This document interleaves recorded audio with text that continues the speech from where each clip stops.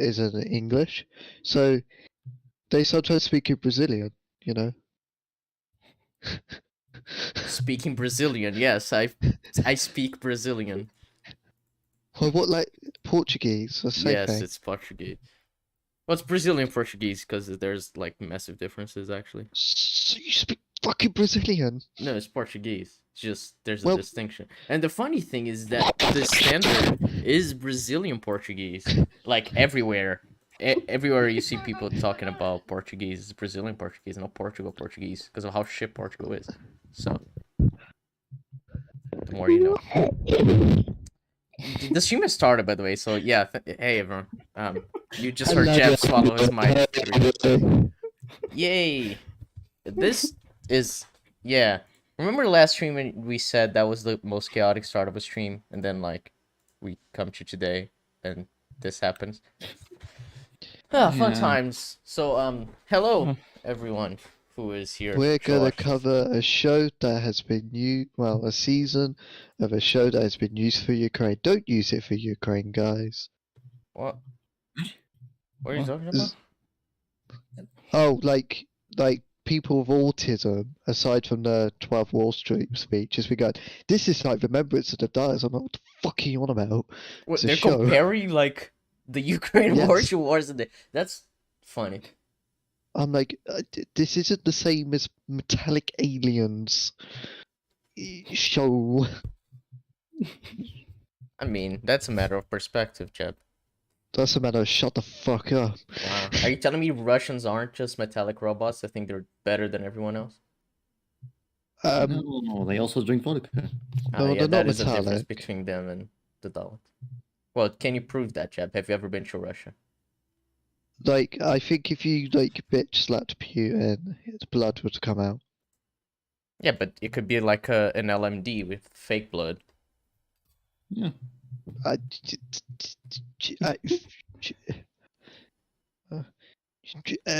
Yeah, I just won an argument against Jeb, okay? I just want everyone to know that publicly. I just won an argument against Jeb, so. No, you haven't, because LMDs are not possible currently. LMDs are just not possible currently. Artificial intelligence isn't advanced enough. How do Yes, you know I am that? very angry. Have you been to Russia to know that they don't have that kind I of don't technology? need to go to fucking Russia to know the science of artificial intelligence. Well, but you're affirming something without knowing about what Russia keeps secret in terms of their technology. We don't know if they don't have LMDs. It's literally impossible right now. You'd have to be like 30 years in the future. Yeah, 30 years. 30? I'd assume more. And because see, it's this technology doesn't advance at a linear rate; it's exponential. So it's as soon as you make an advancement somewhere, it suddenly just skyrockets. I mean, yeah, obviously. But yeah, 30 years. I don't watch cringy so I don't care for .2, but hello. Yeah, hey Shandy. Stand with Ukraine. Stand with Ukraine. Love how it's 3 female profile pictures and then Sonic. I mean, yeah, it represents us all very well, I'd say. Especially the Sonic part. I like how I said stand with Ukraine and sincerely. I'm sincere. Hot take. Hot take, but Don't Russia's in the support wrong Russia. in this Yeah, situation. Russia very bad. Russia no good. Yeah. Russia's based. Oh no. I literally, before you joined the call, I said I am not going to make any jokes on Ukraine and Russia. Tin just does it. Tin has crossed the line I wouldn't. Cancel Tin. Yes, Tin is one worse less than trans Jeb. person in Jeb the is world. cool. Granny, bitch. One less trans person in the world. Cancel Tin. Alright. This is why This is why Texas was right. The law that was passed in Texas. That's fine. Well, it's not actually a law. I don't know exactly how it's called. I think it's what the governor has just said. Well, the thing is, I think it's a bill. Yeah, I think it's a bill. It's like there's the fucking. I think the governor said some shit, and like the district attorney passed the bill, or like the opposite. Either way, there was something that was passed, saying that any gender affirming treatment for minors is against the law. So it's like, hey, that's fun that you're denying children their identity. And then I think it was today I saw as well. I don't know if it was Texas too, but it was like someplace where like a governor or a mayor or whatever was like saying that like inciting violence against trans people because they say they were grooming children. So America's a fun place right now for trans people. Yeah. Good thing we're in England and it's so much better here. Yeah. Russia's based in But Ukraine.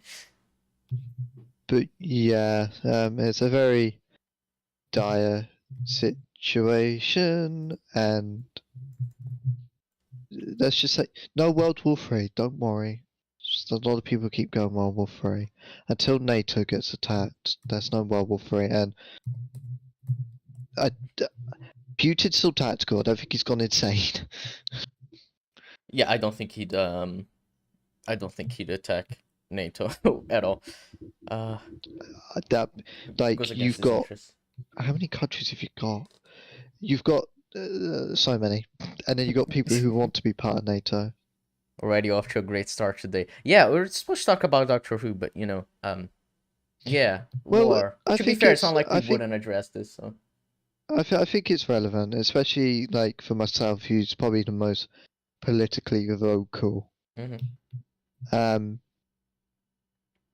Yeah, and I've been literally keeping up to it like these last 2 days, like all the time.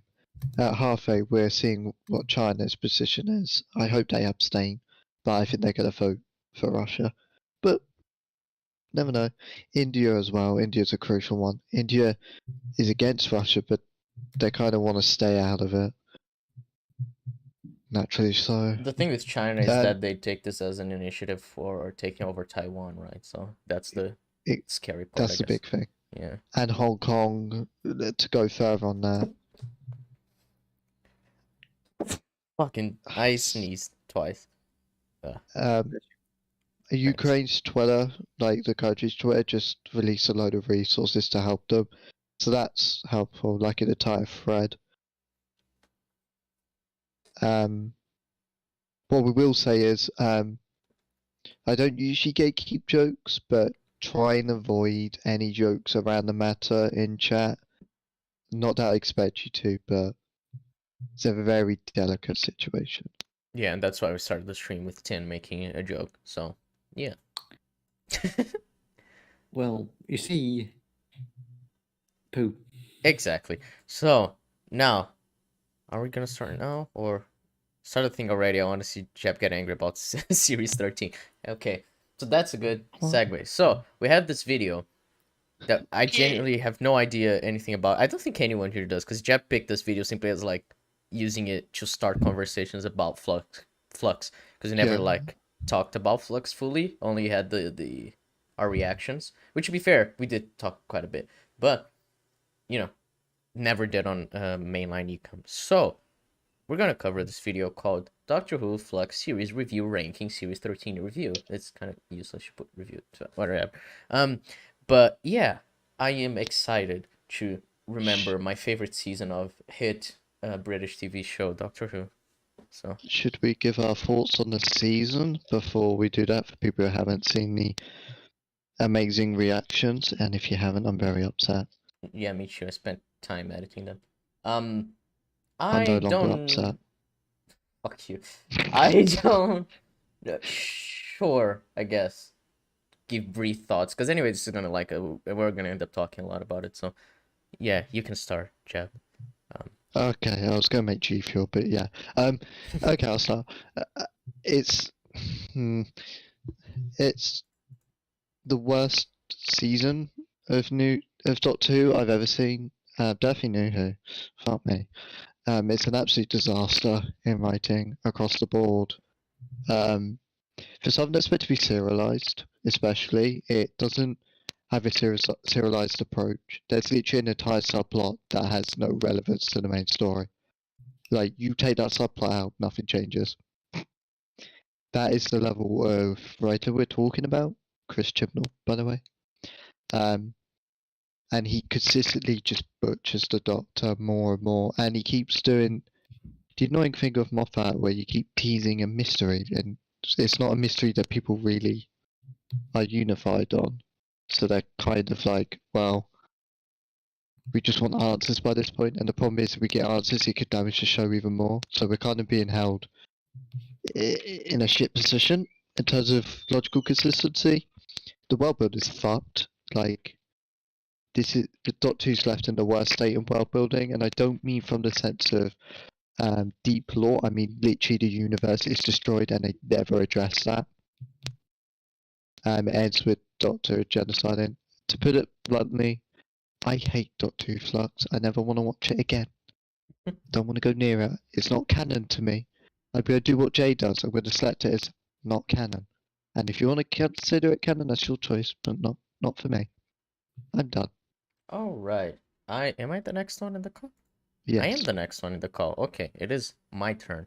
I do not like the season, and I had to watch it all at least twice because I was editing the reactions, and it was not fun. I noticed how bad it was the first time, but then on editing, I was like, fucking hell, these episodes are really shit. Except for Village of the Angels, just the one that I kind of like enjoy. Like Jeff said, the fact that the universe is all destroyed is really fucking stupid by the end, and they assassinated the Doctor more than I think anything before has. Guess Hellbent would be the closest comparison by having him be able to bring companions back to life, and which is a thing that he just never used before. So I guess that would be the closest to it, but even then I wouldn't say it's as bad as the Doctor genociding 3 species. So yeah, and the funniest thing was right after in the fucking Eva the Daleks episode, she was like, it wasn't my plan to kill the Daleks, just caught in the crossfire. Except it was specifically her plan. She said explicitly, but that's whatever. What? Oh, I was going to say, to defend, I can't believe I defended Hellbent.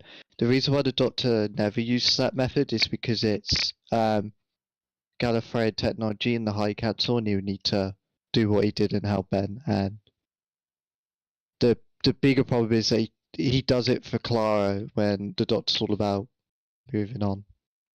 Well, the issue is, wouldn't it be, considering it's Gallifreyan technology, that technology would have been available to the Doctor prior to the War Doctor? No, because it's only available to the High Council. Like, it's very secretive technology. Right. And highly secure because of obviously its nature.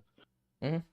I mean, sure, but even then, he could go back and use it on other companions as the 12th Doctor. Yes, but yeah, that's an issue. Yeah. I think, yeah, Right. would be. So, yeah, Flux, very not good, very bad in pretty much every area of like filmmaking in general. Just like looks bad, it's bad acting, music's alright. And that's it. It's not all bad acting, to be fair. There are some good actors, and that is all I have to say. So, 10, it is your turn. Right. Well. Where to begin? Well, obviously, I hate it. It's fucking garbage, and I fucking despise it. That's a start. What else? What else? Oh yeah, I still despise the fucking acting and the direction, because, like, everyone sounds more monotone than the fucking Daleks. What else?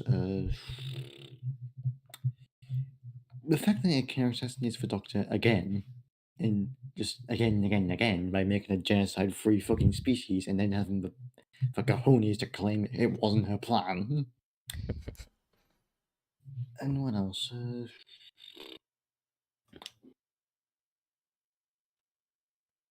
That's mostly my thoughts, basically. It's pretty shit, and honestly, the only good thing about it is that it eventually led to RTD being rehired. That is true. That is the best part of it. That's your turn. Oh, okay. I'll be honest, I barely even remember it at this point. I've completely filled it out of my memory because it was just fucking horrific, basically. It's definitely the worst of Doctor Who that I've seen, like, by a long way.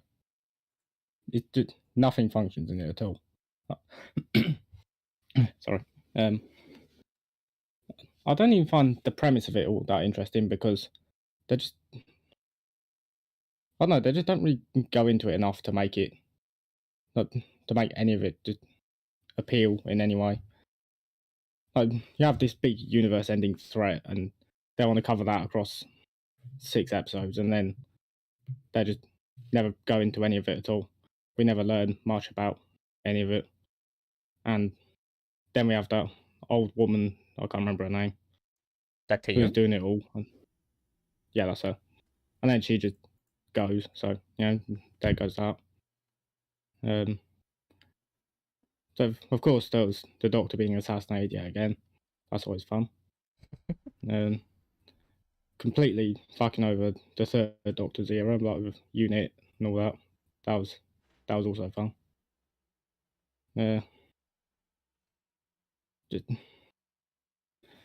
It's just really, it leaves like the next series in a very awkward place. Especially when you're going to destroy the universe and then just not account for it. And Yeah, they just kind of ignore it by being like, we saved the universe in the next episode, when it's like, you didn't. There's no way you could have saved the universe logically, but whatever. yeah, so yeah, that's pretty much it. It was just an absolute catastrophe. Yeah, Or, it was a also, catastrophic fumble. Sorry, go like on. with companions. Ridiculous. The only plus side Series 13 has to the other 2 seasons is that Yaz actually gets something, but it's barely anything. And then Dan is, I don't even know what Dan is. He's meant to be a carpenter, but oh, we got a donation. We did. I'll let Dominic you go. saying, hope you guys are having a great day. Thank you. I am, actually. I finished playing Ratchet and Clank Rift Apart. That was really good. Surprised Jab is here instead of playing Elden Ring.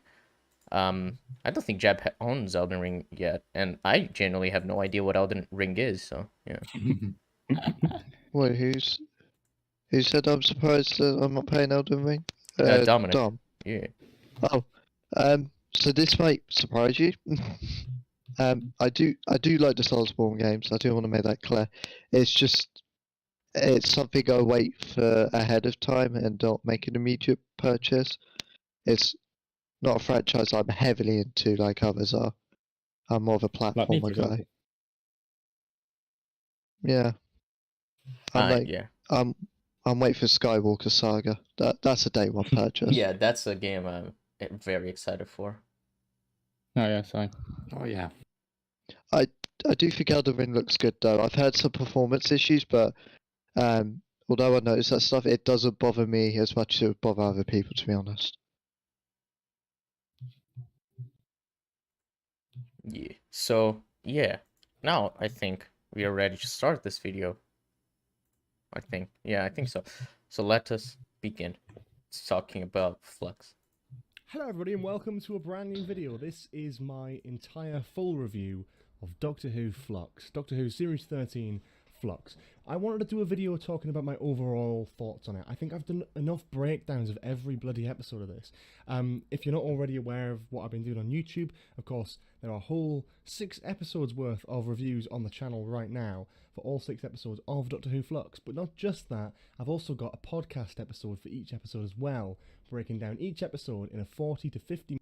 So I should probably say, for people who do not know Doctor Who, this means we're going to talk about, is it?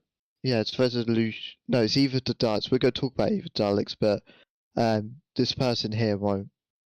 It's not included in the 6 episode count. Yeah. Marcus, what are your thoughts on God of War 2018 if you have played it? I have not played it.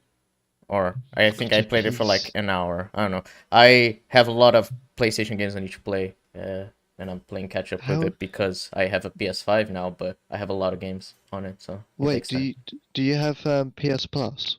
Yeah, I have it. I can play it. It and God of War 3, yeah. I haven't played it that much yet. I've played God of War 2018. Gameplay wise, it's really good. Story wise, from what I remember, it was decent. environmental design was the part I was most impressed with. It makes me really excited for Ragnarok. I'm getting I Isn't Ragnarok. agree that as well. is that coming out this year? Yes, Yeah. late this year, Right. apparently. Like, I'd expect November, if I had to guess. Play the God of War on PC. Excellent PC port. Yeah, I will play it on PS5 just because, I won't have to buy it there. But yeah, I've heard the PC port is actually really good, which is exciting. So God of War Ragnarok is meant to be like the finale to the Nordic era, because it was going to take too long to do 3 games. interesting. What's your favourite movie? I don't know. I wish I could give you an answer. I can't. Do any of you? I'm going to count Day of Because the I know Doctor. mine. I'll count Day of the Doctor. Sure. Tinazal, do you guys know what your favorite movie is? Completely fucked if I know. No, I'd have to put some thought into that. I've not got a clue at the minute. I haven't Alright. really paid attention to the list of films that I've watched over the years, so I wouldn't know. Yeah, for me it's either her or Jojo Rabbit, so yeah. Minute breakdown talking about my thoughts, my theories, etc., which obviously are a bit irrelevant now because the series is done. But if that's the kind of thing you're interested in and you want to check those out, the link will be in the description, obviously. But basically, long story short, I wanted to do a little video this week, sort of going, well, let's summarize these episodes. Let's not just summarize them, but let's just rank them. Was Flux a success? Was Flux a failure? Was Yes. Flux better than Series 11 and 12? Was it worse? Was it better than 12? No. God, no. 12 has No. Yeah, it has 12 Villa has Diodati, Villa and Diodati. even then, the last 2 episodes of Flux ruin way more than Series 12 does as a whole. Because Series And- 12, I guess the biggest ruining factor is the Timeless Children episode. But Flux has the last 2 episodes. It's Vanquishers and Survivors of the Flux, which kind of destroy the fucking unit shit with the Third Doctor. And then the entire Yes. universe gets destroyed and never repaired, so that's something. And plus, the Doctor becoming a genocidal maniac. So Whereas Series 12 for me, another thing with it as well, funny enough, it feels more interconnected than Series 13, despite Series 13 being serialized. I think I would agree with that, because Series 13 is just all over the place. Yeah, so Series 12 is better. Series 11 is obviously better than both of them, so I didn't even ask the question. But yeah. Worse than that? Is it the sign of a dying show, or is it something that is very positive and uplifting and great? So let's talk about that. You may have looked at my reviews over the last few weeks and probably realised that there's a bit of a consistent trend that my thoughts on the episodes tend to go mostly downhill, and that's not a bad thing. It sounds bad. I don't know if my favourite episode would be the Halloween Apocalypse, but I think it's the one that surprised me the most. This is not a good start. Yeah, Halloween Apocalypse was really bad. But I think no, it would be like a third best. Because we have Village of the Angels, then the War of the Sontarans, and then I guess Halloween Apocalypse. Ooh, I think I might be missing an episode. you're missing episode 3, I think. Once Upon a Time. Is that Oh episode yeah, 3? Once Upon Yeah. Time. Yeah, that episode was really shit. Ooh. I'd put Halloween Apocalypse. Ooh. So the question is It's whether third it's or fourth. above. Yeah, it's either above Once Upon a Time or below, but it'd be like very middle of the season, I guess, in terms of ranking. I can't even rewatch that episode. It's too headache inducing. It's all over the place. There's no structure. And for further context, when it came to the marketing of Series 13, I mean, you all know this year, for personal reasons or otherwise, I did take a step back from YouTube. But quite frankly, as someone who used to do Doctor Who news and all that sort of stuff, there wasn't much to talk about this year. There really wasn't much to hype up Series 13. The first trailer came out, I can't even remember when, but it was bloody late. It just so happened I was moving out on the same day, so I didn't even get a chance to cover that. And then the second trailer came out, and I was at work, so I wasn't able to cover that. And I kind of just had this really detached, kind of lukewarm feeling going into Series 13, that it was just going to be the sort of same old stuff. Not that I don't like Series 11 and 12, because as you know... I'm in the same boat. Although it's taken forever to get to the point of his video, but I'm kind of in the same boat that I didn't care at all for Series 13 going into it. I was just apathetic. For the first time, I wasn't excited for a Doctor Who season. I was dreading it, so yeah. Yeah. It's pretty sad. I was even excited for Series 12. Granted, Series 11 wasn't like god awful, but it was still bad. Yeah. Probably from the reviews on my channel, live streams, etc., you know that I probably do actually like these. I've rewatched them recently, and I do actually like quite a few episodes in Series 11, and I do like a few little ideas in Series 12 as well. But Series 13, being a more sort of canon, lore-focused angle, did excite me, but also worry me, and I wasn't too invested in the build-up to the series, admittedly. That being said, when it started with the Halloween Apocalypse, it's fair to say I was very impressed. It had its fair share of flaws, but Yeah, that's putting it mildly. I was genuinely excited. I was on the edge of my seat all the way through the episode. They managed to set up all these arcs really well, and I genuinely loved the mystery behind it. I wasn't feeling impatient, I wasn't feeling anything like that. War of the... That's really weird to say, considering that episode has some of the worst pacing I've ever seen. That's really broad as well. Like, what I'm trying to think what mystery there was. Was it to what the Flux is? Because you don't find that out. There's the Cavernista. He Ship Swarm. Oh yeah, You don't find out. So Storm kidnapping Diane is a mystery setup as to why they did that, which never really makes sense, but it's a mystery nonetheless. There's the fact that they end with the Flux destroying, eating the TARDIS, and then that's when the episode ends, and then in episode 2 they're teleported. So I guess that would be a mystery as to what the Flux is and how they would survive it, I guess. I'm just kind of like, when I was watching the Halloween Apocalypse for the first time, I remember messaging you guys being like, can this episode end? When is this going to end? It's all over the place, none of it is adding up. It's just jumping everywhere. It felt so off. It felt like trying to do a season all at once. It was really weird. I don't think it knew what I wanted. And in retrospect, because that's what this guy's doing as well, they have to see in retrospect. We know a lot in Halloween Apocalypse could have been cut and then expand on the other stuff. So like the caves, you didn't need that scene. You didn't need Diane being kidnapped. You didn't need Bella and Vinder at all, to be honest. Well, Belle was in episode 1, but yeah, Vinder. What else wouldn't you have needed? Claire. Didn't need Claire. Who the fuck's Claire? Oh yeah, I forgot. Yeah, she's in Village of the Angels. Yeah, yeah. She's the Weeping Angels girl. Yeah, think about it. Yeah, a lot of the episode could have been cut, which tells you a lot. That it basically is meant to be opening episode, but in retrospect, it becomes a lot of filler. Yeah. And now that actually reminds me that Claire was one of the other mysteries that he's mentioning here. I guess kind of like in a vacuum, I can kind of see him being interested in some mysteries. Like there's even considering like, you know, those mysteries still didn't have the answers, which means, you know, the episode had a lot of issues regardless of that.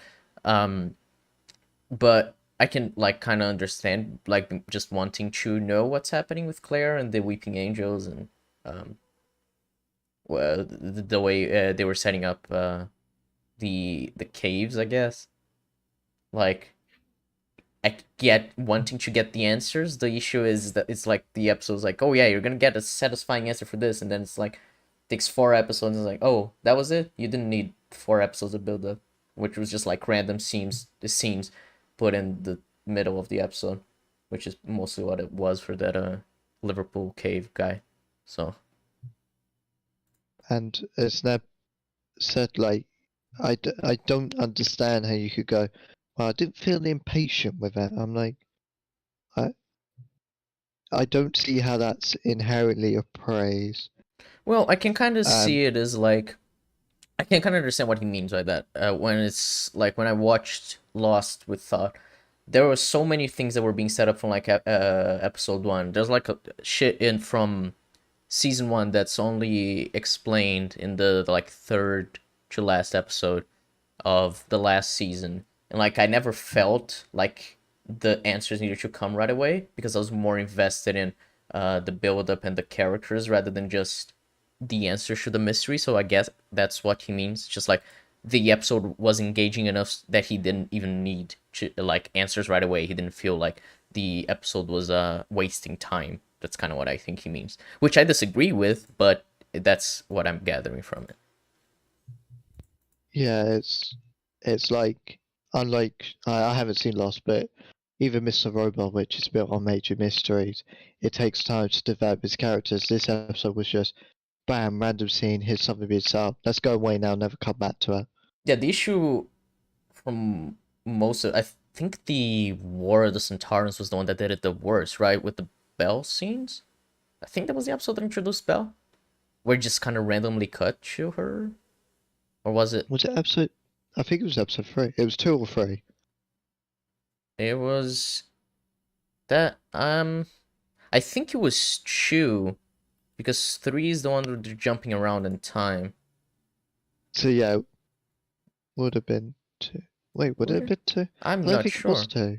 No, I think think it it's was 3. 3. Yeah, I think it's 3. Yeah, because Oh yeah, no, fucking 3 was a mess because it's the one where we're jumping around and like inside their memories and shit like that. And then we just randomly cut to Bell. Yeah, that episode was terrible. And I like, hardly even remember what you're fucking talking about. Jesus Christ. and like it's even in episode 1, you had the introduction of Sontarans, and I'm like, I get you're setting up as episode 2, but you could have done that in episode 2. How were the Centaurs That's introduced in episode 1? I don't really remember. Yeah, there's a random scene at the end where they're like, we have predicted the flux is happening over here on Earth, and that's why they come over. Right. Okay. It's like a 30-second scene, and they start laughing. Right. I vaguely remember that. Yeah, me too. It's just, fucking episode. I hated episode 1, Yeah, that episode is a chore to get through.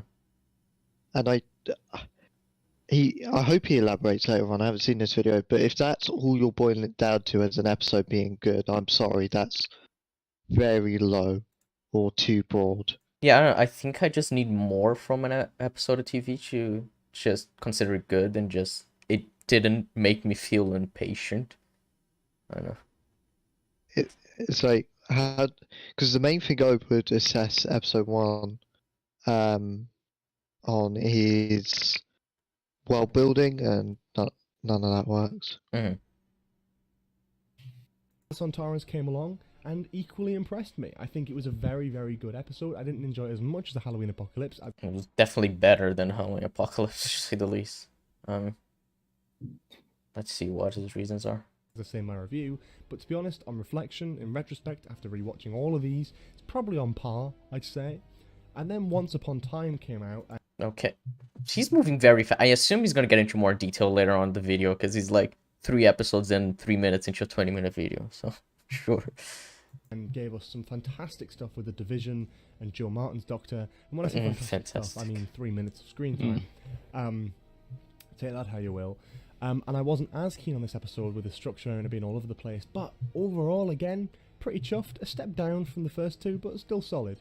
I felt the same about episode 4. I think it had a lot going for it in terms of the Weeping Angels. A lot of exciting stuff in there. Some great characters. Great characters or characterization. Make your mind up, George. I agree at can least you that qualify? episode has good characterization for the most part. That episode is like, it is good with a bunch of asterisks. That's how I describe Village of the Angels. It is far I from think- perfect. Apart from Jericho, there isn't a good character. No, I'd say like most of the characters in that aren't bad. They just like sometimes they do something slightly weird, but it's not like completely stupid or completely out of character. Just like But then I'd based on the episode, I'd just go there, functional, and go they're good. I like someone like Jericho. I think Jericho's definitely Jericho's good, yeah. I'd say the Um, Doctor is mostly good in that episode. I would say Dan and Yaz are at their best in the entire season, but they're not good because it's very clear the difference between when Chibnall is writing them and when Maxine Alderton is writing them. So, yeah. Yeah, it's Sorry. very weird. And Neb isn't happy, but Neb says it as well. It's interesting that Flux has no rewatch value. Yeah, it should because it's serialized. Yeah, I mean, I don't know. It's Village of the Angels is not good, you absolute pool consumer. It's not that bad either. It's like a 6. Anyway, yeah, I don't know. It's a weird season. It's like I said at the end of our reaction, but I don't think I'd ever care to even rewatch Village of the Angels. It's like if I want to watch a good, like, self-contained angel story, I can just watch Blink, and that's gonna be 1,000 times better anytime. Or the Series 5 two-parter, right? It's like I'm not gonna watch Village of the Angels if I have the choice. So I don't know. My concern with villagers is, and just shut up. My issue with villagers is that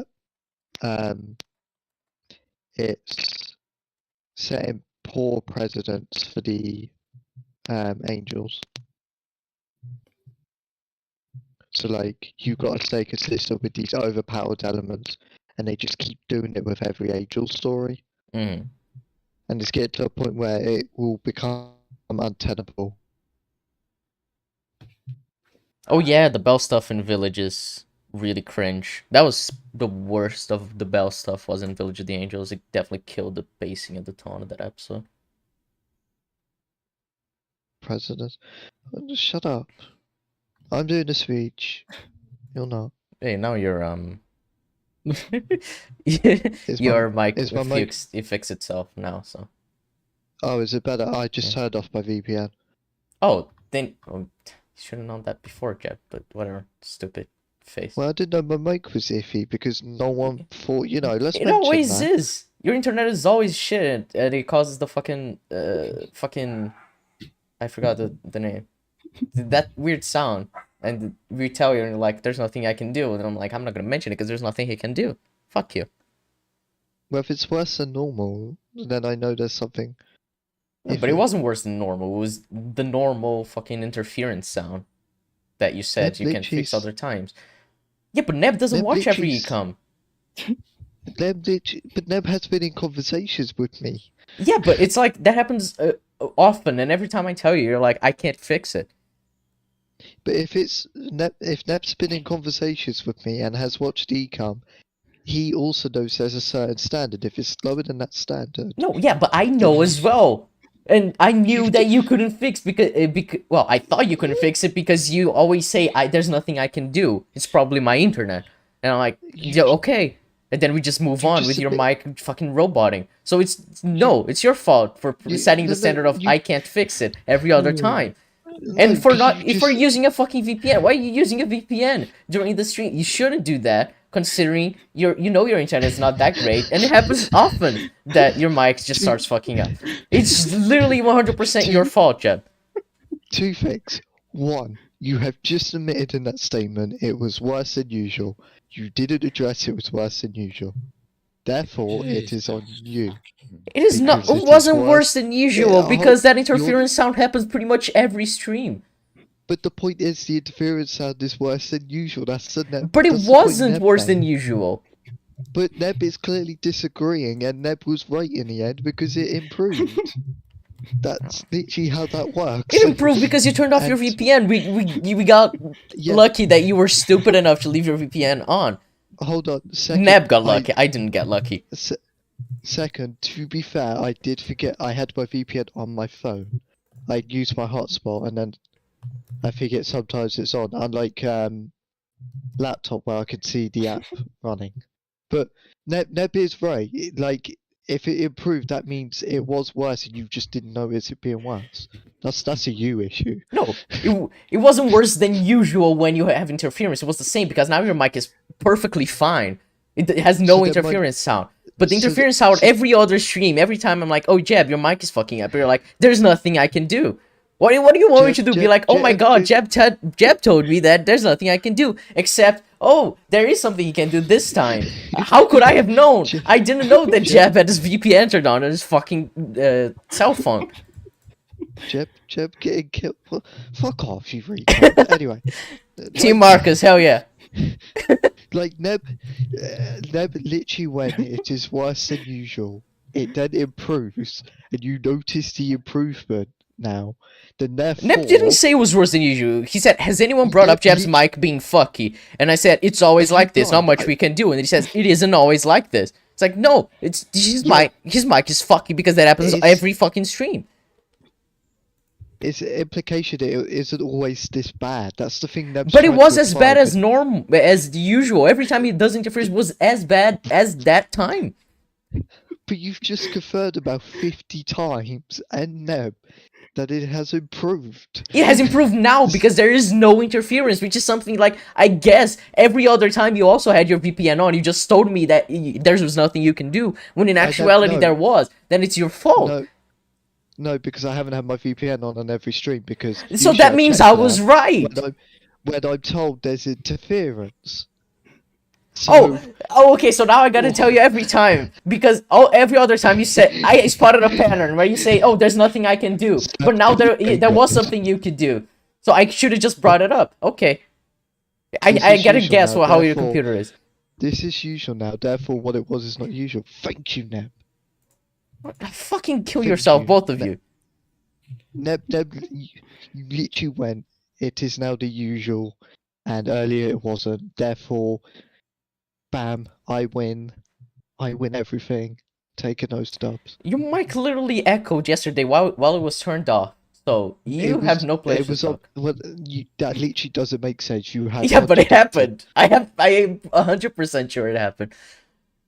Well, we got eyewitness versus a logical impossibility. History says it was right when you unmuted yourself on Discord. I heard the sound from the episode, which not only do I know it came from you, because I was looking at my monitor. I know throughout the entire episode you were echoing, especially when loud sounds came from the episode. And at that time, Elliot screamed, and I looked at my left and I saw your icon flashing green as Elliot screamed. I knew it was fucking you. It can't have been possible because I was on mute. You weren't muted on Discord. I don't know how it happened, but it happened. And that is just how it went, Jeb. That doesn't... Wait. Jeb moving like Natalie does. Are you actually demented? Did you get bullied as a child? Do you mean... Who the fuck is Natalie Doris? We're starting on you now, you little shit. Natalie Doris. What the fuck is that? Natalie Doris, I guess. What the fuck is Marcus and I are gonna team up and we're gonna beat the shit out of you. I searched. I have no. There isn't a person called Natalie Doris. I'm sorry. You have hallucinated that person. I think. Oh, what's her name? Nadine Doris. Nadine Doris. That's what I think. Can you please turn your VPN off? It usually is off. It just I'm Nadine Doris, Secretary of State for Digital Culture, Media and Sport for the United Kingdom. Oh, she's that faggot who we talked about the other stream. Yes, I hate her. Like, if she killed herself, I wouldn't be sad. We've gone full circle from that stream. Look at how fun. I feel sorry for spasticating names Sullivan, because we're kind of just bullying them. How long have we been on this deviation? I think like 10 minutes. I don't know. Let me check when Neb sent the message. That was 5:38, so 8 minutes ago, yeah. Oh, well, wasn't that bad. Well done, Neb, for correcting Pissro. Fuck either of you. Level episode 3. Yep. And then Survivors of the Flux, for me, despite its very visible flaws, was a very enjoyable episode for me. I really got a lot out of that. What is there to get out of? What's- fucking Survivors of the Flux. Like genuinely, I don't. What episode was that? 6. Was it 6? It was 5. Was the garbage Oh, one? fuck off! No. Yeah, it was the worst episode in Doctor Who until 6, when The only thing I got out of that was anger. I watched episode 5. Kara sat next to me and she saw me getting angrier and angrier. She saw Wait. smoke coming out of the ears. Which one was this one again? 5 was What? the one that destroyed the unit. The Ah, one, yeah, with the The the random serpent snake. shit. Well, not random snake edition because it appeared in episode 3. What the fuck was the point of the Grand Serpent? I don't understand. He's just he was a serpent who was grand and fucking fucked off. did he That do was his anything? point. It's No, like by he episode did- 6 he joined the Santarans, didn't he? When he captured the No, Doctor. not really. Not really. I d- Kinda. No, not really. I don't understand. I genuinely don't understand that character. He wanted to interrogate the Doctor. Then the Doctor was like, "YOLO, no." And then he tried going after Kate. And then the Doctor was like, "YOLO, no." And they're now on a rock. And we Yeah, he learned went. nothing about. Wait, he went after Kate. Why did he go after Kate? There was no reason for him to Because- go after Kate, was there? I guess to kill her. I don't But why know. kill her specifically? Because the unit. I was expecting a Time Lord. I generally was like expecting a Time Lord. And, Yeah, and then well, they just left him, like, in one of those bucket dimensions, I guess. Where it was like full of lava, and that was that for him. So that was fun. he yeah. could come back. I hope not. Well, I like the. Well, I was actor. gonna say I We like gave the the actor.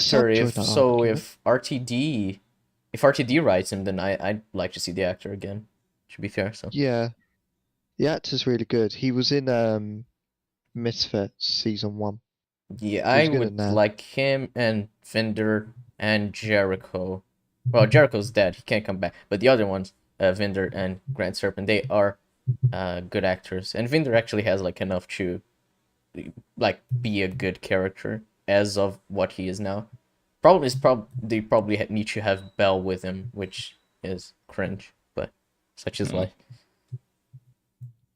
So we had 2 episodes of pretty good quality, 2 episodes of slightly less, but still pretty solid stuff, building up the arc and the story. I'm starting to get a little bit impatient by Village of the Angels, but that's fine. Then we got to Survivors of the Flux, which shot up my, hype probably up to the level of Halloween Apocalypse again.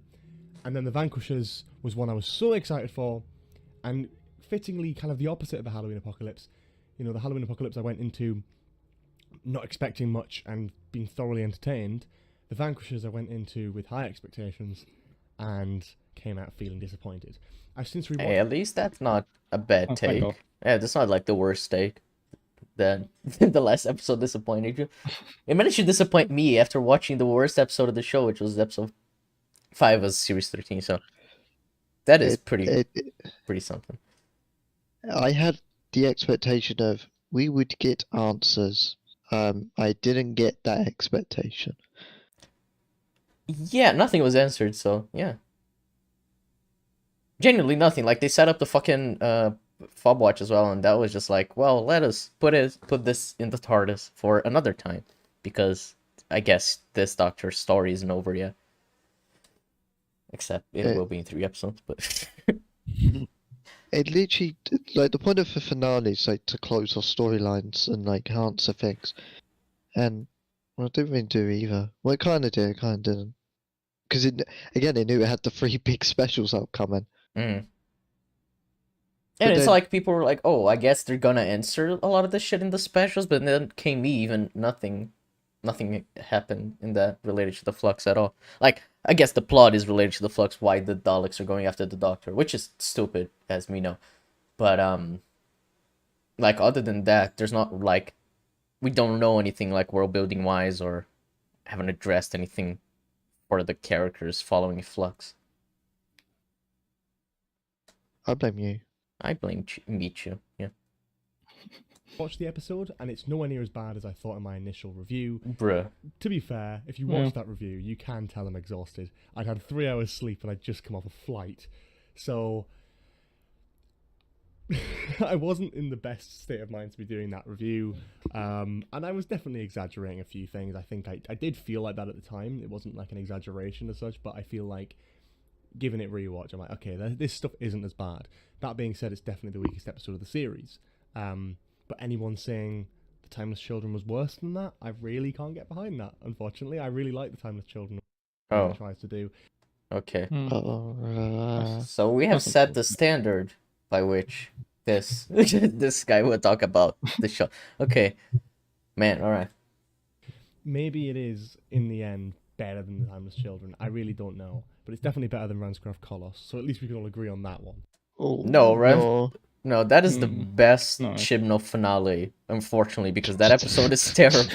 The It fact hurts me that- to say it, but it's true. the fact that's the standard, the most forgettable Doctor Who finale. I couldn't tell you a thing that happened. in that Graham was finale. like, I'm gonna kill him, and then he didn't, and the doctor was like, I'm proud of you, after he put the teeth man in, like, perpetual state of nothingness. I'm proud of you to let them be in stasis suffering for many, many, many years over killing them. Yeah, Well that's done. way better, yeah. To be fair, it is consistent with this doctor, considering arachnids in the UK, so, yeah. Well done. In terms of what else this does, I think that sort of details my sort of level of enjoyment throughout the series. So I guess if you want me to rank them from worst to best, at the bottom it's probably going to be the Vanquishers easily. Then, God, I'd probably go Once Upon Time, That's then Village of alright. the. No. You know what? I'll flip it round. I'll be a bit spicy with it. Right, Vanquishers, Once Upon Time, War of the Sontarans, Village of the Angels, Halloween Apocalypse right at the top. Now the Halloween Apocalypse might not be. Imagine putting any episode this Whoa. season above Village of the Angels. And Halloween Apocalypse, that is it's an interesting ranking, to say the least. I guess That ours is- would change like 2 positions, but even then, it's like that is wow. All right. It's like I can't fathom how you watch Halloween Apocalypse and think this is the best episode of the season. I can't get my head around that. Mm. Because what makes War of the Sontarans to the Angels improved is that it's self-isolated. Yeah, except for the parts with Belle, which are the biggest Yeah. issues in Village of the Angels. Yeah. A great episode. Yeah, it's now, very Sorry. very isolated. in retrospect to the entire series and what it actually ends up doing. But It doesn't do anything. What? If you look at it in retrospect, it just wasted time more than anything. 'Cause I can get behind the idea that it's setting up a lot of stuff and then the rest of the season didn't deliver, but to say that it actually does a lot is really strange to me. I need like way more qualifications for that, I guess. If you want to say in a vacuum, go ahead. But for the season, no. It's probably would it be the most wasteful season opener? I'd say so. Possibly. I try to remember series 8. What that? Oh, that was Deep Breath, right? Yeah, that's definitely not wasteful. Yeah. Season 7 might be I up don't there. think I remember season 7. Which one was it? But then to defend season 7 with Asylum, that was like the problem with season 7, it was divided explicitly in 2 parts. And it was key in Amy and Roy's character development for their ongoing episodes. Mhm. It's definitely up there with season 7 and just useless. Yeah. Because even in the fact they introduced a new companion doesn't do much with the new companion, unlike series 10. What was the series? Series 3. So, yeah. I was just showing off a meme on stream. What is the meme? Neb. Jeb, you're my... can't...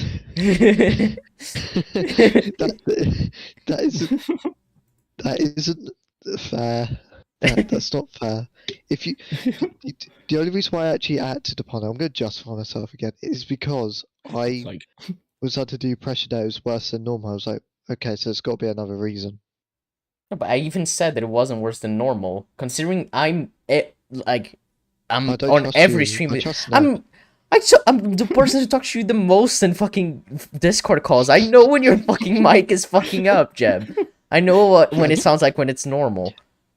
Also, I had chat like all going in at once. I was like, wait, this got to be worse than usual. There's like So, one person being like, No, "Oh, Jeb's at the mic." time, I'm pretty sure at it the was time- only Shandy.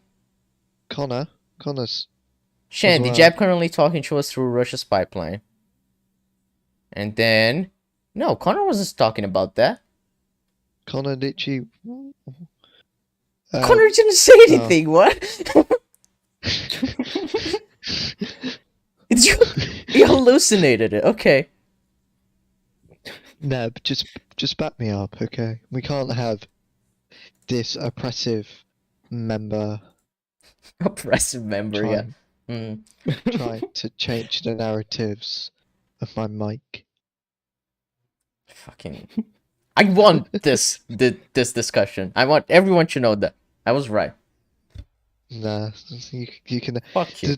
The reason why you can never be right is because you are against me and you are far too pisser. Sure. That's sad but true.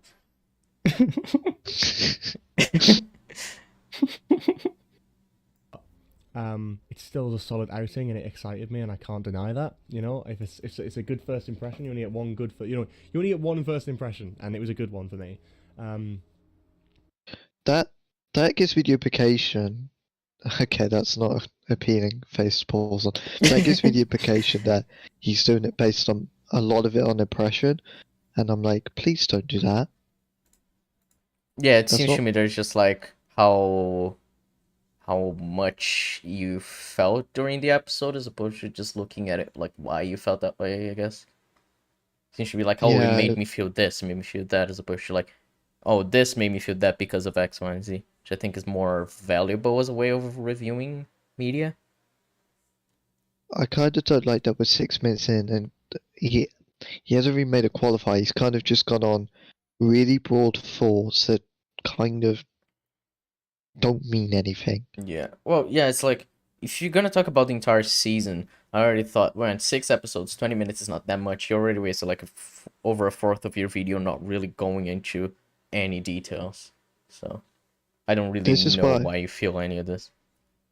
This is why, despite disagreeing with Cancel Geek's take, I like their structure because they make arguments for it that you could go against here. There hasn't been an argument, really. Mhm. It's just, I wasn't feeling impatient in the first episode. I'm like, well, that's good, I guess. Well done. But yeah, no, Flux overall, I kind of think I've summed up my initial thoughts on it, and I still stand by it. I think in terms of Chibnall's era, it's probably Chibnall's strongest series. No. Really, Oh. no.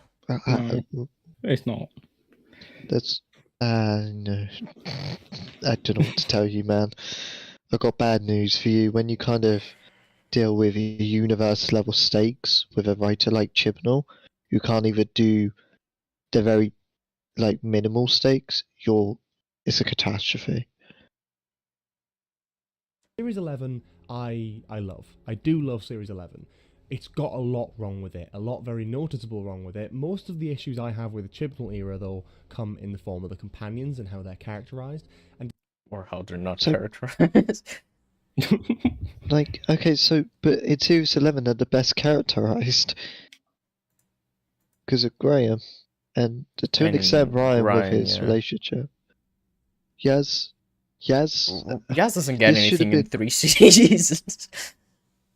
yeah, this should have been Yaz's season, and the most development she gets ends up being an Eve of the Daleks anyway. Yeah. And even then, Dan has way more character than her just by virtue of Hell on the Apocalypse. I just after episode 1 for Dan, he's there. Good for Dan. Yeah. And The thing that annoyed me a lot is in the finale when he's just like, well, I guess I'm gonna go with you because, you know, Diane kind of rejected me after I saved the entire fucking universe. So, yeah. again, remember he's a carpenter. That was something BBC One kept secret. That was never mentioned. His business was never mentioned or contracts. Best thing was Evil Dan. Yeah, that was the best thing. Yeah, Evil Dan was a highlight. Oh, he's done. Connor Carter says it well as well. They A don't lot really of these think of the reviewers talk storytelling. about energy and its accessibility rather than storytelling, more about whether they were bored or not. Whether they were bored or not is dependent on the energy, whether things are happening in sync with their TikTok brand. Yeah, I guess I can understand why he put Flux above 11 by that logic, considering 11, I guess, is like the most slow-paced series that isn't like super flashy, whereas 12 and 13 are definitely going for more flashy, like, oh, look at all that's happening, oh, the master destroyed Gallifrey, and now he's showing a PowerPoint presentation to the Doctor about her being the origin for Gallifreyans for Time Lords. So yeah. Yes, Dom. Yes, Dan. Unironically, Dan is a carpenter. That is a key aspect of his character. Never gets mentioned. You wouldn't know that if BBC weren't so hard on that interview. Despite Yaz getting totally overlooked, like she is in every series of the Chibnall era. Oh, so he recognizes that at least, that Yaz doesn't have any character. That's good. That's something. Yeah. I feel like Series 11 at least delivered with Ryan and Graham. It gave them a great... I wouldn't say delivered, but it was the best it was. So, sure. family dynamic that we haven't seen in Doctor Who before. Oh man, Great family sorry. dynamic? Great family dynamics in Series 4. Let me think. To an extent, I agree, and the reason I do is because in terms of a conflict that hasn't happened since Series 4. Moffat era didn't have family conflict with the companions, really. That is true, yeah. I was thinking of Rory's dad, but we don't really get any conflict with him. But I was thinking to myself, imagine if you gave RTD the prospect of Dan and not Dan and Ryan, Graham and Ryan. Oh, that would have been amazing. I would definitely love to see Bradley Walsh under RTD. It would have been really good. Sarah Jane Adventures has Bradley Walsh. Oh, that's funny. He's a villain in that, though. Well, I still need to see Sarah Jane Adventures, so.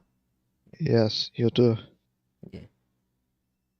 Making the story arc more family focused and about grief, I think, was a very interesting perspective.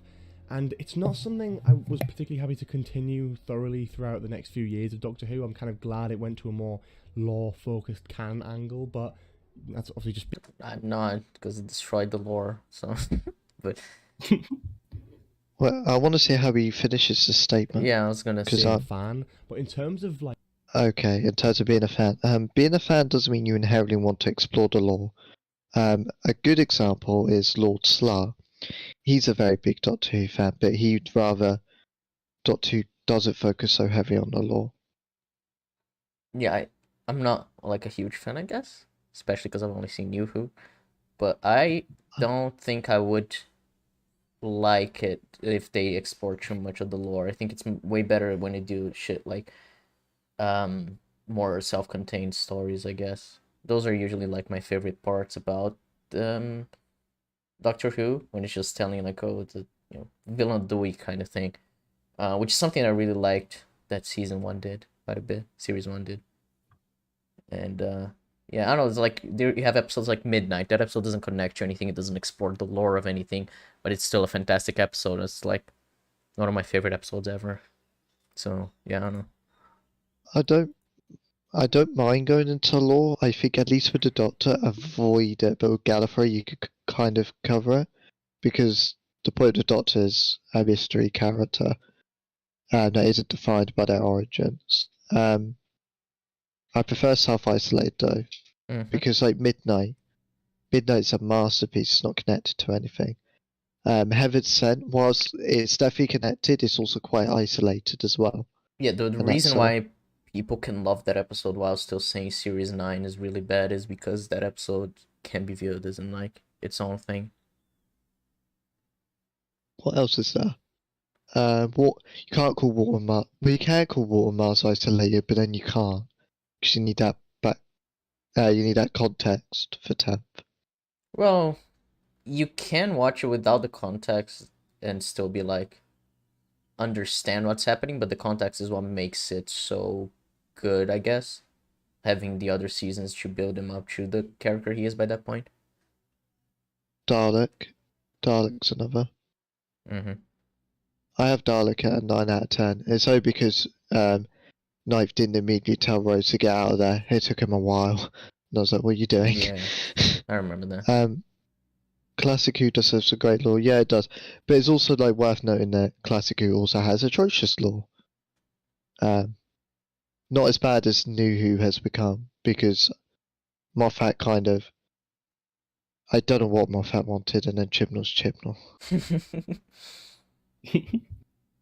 Like, structure and, story and character, I feel like it had a lot more going for it, weirdly. I love stuff like the Witchfinders. I don't Rose is remember that great, episode at but I all. think I've seen it too many times. Demons of the No, Rose is not great. Punjab and the Witchfinders. I love them 2 episodes. I'm pretty keen on It Takes You Away as well. Really? I've never... Oh, why? I've never understood... A lot of people I have heard have higher praise than for other episodes with It Takes You Away. I don't understand it. The father's a piece of shit to his blind daughter, and that's never really held properly accountable. For example, no, It Takes You Away. Is that It Takes You Away? It takes you away, yeah. Yes. Yeah. Yes. Demons of the Punjab, terrible. The twist doesn't make any sense. I want to get into Doctor Who. Where do you recommend starting? New Who Series 1, because New Who's very simplified and it's very accessible Yeah. because it's streamlined. And then if you're interested, go back into Classic Who. I'd recommend chronological, but if you want to pick a doctor, pick a doctor. And yeah, The Woman Who Felt the Worth is fine. Ghost Monuments, it is what it is. There's a few episodes that just don't work and don't land as well as previous eras, but Interesting, because I would say Woman of Future Worth is probably the best episode of that season. And he thinks it's like just fine compared to the rest. Yeah, it's best of Series 11. Yeah. Yeah, definitely. Doesn't even do much either. That's a sad thing. Ghost Monument has... It starts with the biggest contrivance in anything ever, so yeah. If I remember Series 11, it has the best Doctor moment in Reactor to seeing the TARDIS. Yeah, I mean I don't remember that scene, but I imagine so. After that episode, there's no, like, what I would call a Doctor moment, which is very sad. They just think it's artsy because time is a frog. Well, it wasn't... I mean, I get what you mean, but it wasn't time. It was like this alternate universe being put as a frog for some reason.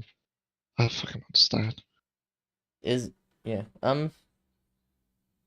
Oh yeah, time is what this shows up in Flux, right? And it's at first it's what's his face, Swarm, and then it becomes the Doctor, and it's like, okay, I guess the two of you, I guess you exist. And then you say the Master's coming, so I guess the Master's got something to do with this Doctor dying.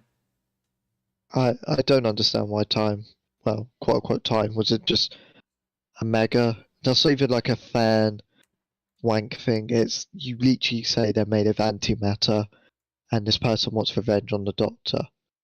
It kind of makes sense that you were good to do a mega. Yeah.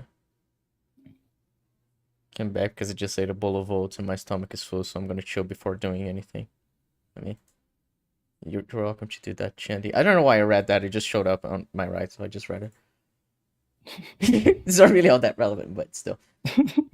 I still like Series 11 for what it is. Series 12 has some great like canon stuff, like Spyfall. It's thoroughly entertaining, or at least Just no. No. He seems like a nice guy, but every argument seems to be going on the basis of I was entertained. And I'm like, I can okay. say I personally was not entertained at all by Spyfall.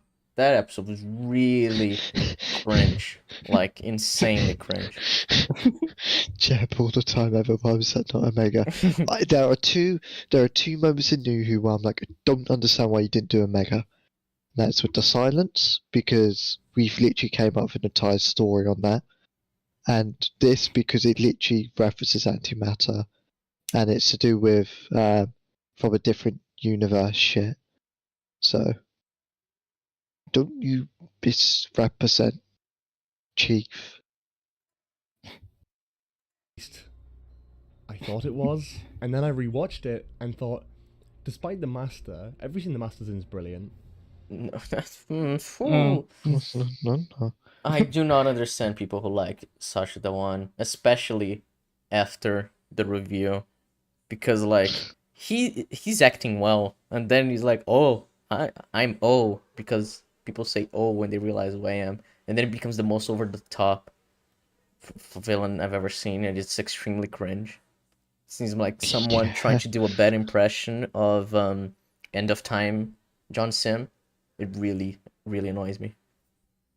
If you want a good Spyfall breakdown, Edatron has done good Spyfall. Very bad, and they destroyed the worst bit they could have done. Destroy Gallifrey, and I'm like, you didn't need to do that. Yeah, it's like you do know that we just spent like was it 7 years? Yeah, building up the destruction of Gallifrey until they undid that in the other Doctor. And it's like, well, no, never mind. That was fun. It's like Moffat was like, you know what? We have Gallifrey saved, and then Chibnall was like, I hate Gallifrey. I don't. This is another big standing question, because I don't know if Chibnall will do something with Gallifrey in the big blockbuster one. He won't do it in the next episode. And it's like, if not, then what the fuck does RTD do? Like, because he wants to do stuff different, and I doubt he wants to retread Gallifrey Gone again. Yeah, which is really annoys you because like the arc about Gallifrey pretty much ended, I guess, with the 12th Doctor by the end of his tenure, and so like just bringing it back and oh, it was destroyed actually again. It's like, wow, you're really just undoing everything. That's really good of you. Like it just Yay. it's forcing RTD to redo the thing that like he's already done really fucking well that he does not want to repeat because he wants to do new things. Not to mention just, you know, they just had the Master be able to destroy Gallifrey all by himself, which is pretty, you know, powerful of the Master to be able to do, so that's going to be something. I remember Spyfall. I remember watching it on TV. I didn't even realise it started, by the way, because the way it opened was like Doctor Who. But I remember the reveal, and I was kind of like, "Wait, what? The Master's here?" Oh, and I was like, "I'm not doing this in a wait, what?" in the sense of, Utopia, where it's like, "Holy shit, this all makes sense." I was kind of like, "Did we even build up to the Master here? What hints were there?" The only hint was You could've- No, there was no hint. I was gonna say the name, but the name is just the stupidest fucking shit. Yeah, it's like this guy. There was something off about the guy, but I was like, well, I'm never going to expect the Master because you don't make any hints that they're a Time Lord or there's anything extra special. I guess those the fucking, was it those light beings? The Master was working with them, right? And then that's what it would be. Well, I wouldn't even say that, because in the episode at least, there's nothing that you could tie to O with the Kasavin, because they were naturally attacking the Doctor anyway. Right, so it doesn't make any sense. That's fun. I like that. Yeah, it's not like Utopia where you have the only suggestion is Spy Master. That was it. It's nothing like You Are Not Alone and the Saxon. Yeah. The master fucking died. I was even back. There's a fucking big finish that shows how Missy became the master. This master, the one master. So that's kind of how it would be explained. If it's canon, I don't know if it is, but yeah. There's a lot of times where So- characters just kind of show up again and like, oh, I guess you didn't die. So, I don't think the big finish is canon, but if it is, use that. If not, it is worth knowing to defend Chibnall. The Master has just suddenly gone, "Hey, I'm here." The bigger issue with it, though, is that based on how Missy ends, The one going should to not this be like this. position, Yeah. yeah, it doesn't make sense. So then the idea would be he's before Missy. So. Yes. Because it's the only way, because genuinely, she just goes completely 180 on who Missy was by the end of her arc. Which is pretty sad, because Missy's arc was really good in series 10. So Big finish is canon the same. Was AOS is canon. Well, Not but very different, but yeah. but the reason why people consider that Big Fish might be canon because it kind of references the main show. I don't think it's canon because Big Finish isn't canon to the show, to my knowledge. Yeah. I think we had this discussion on Edar when we were on 10 and I, so yeah. Beyond that, the Daniel Barton stuff, the other stuff is very strange. Chibnall originally said that the Master wasn't even supposed to be in that. Apparently, it wasn't like that was more of a last minute decision in terms of the script. Was it? Oh, I couldn't tell. I could tell Oh, that fuck. was.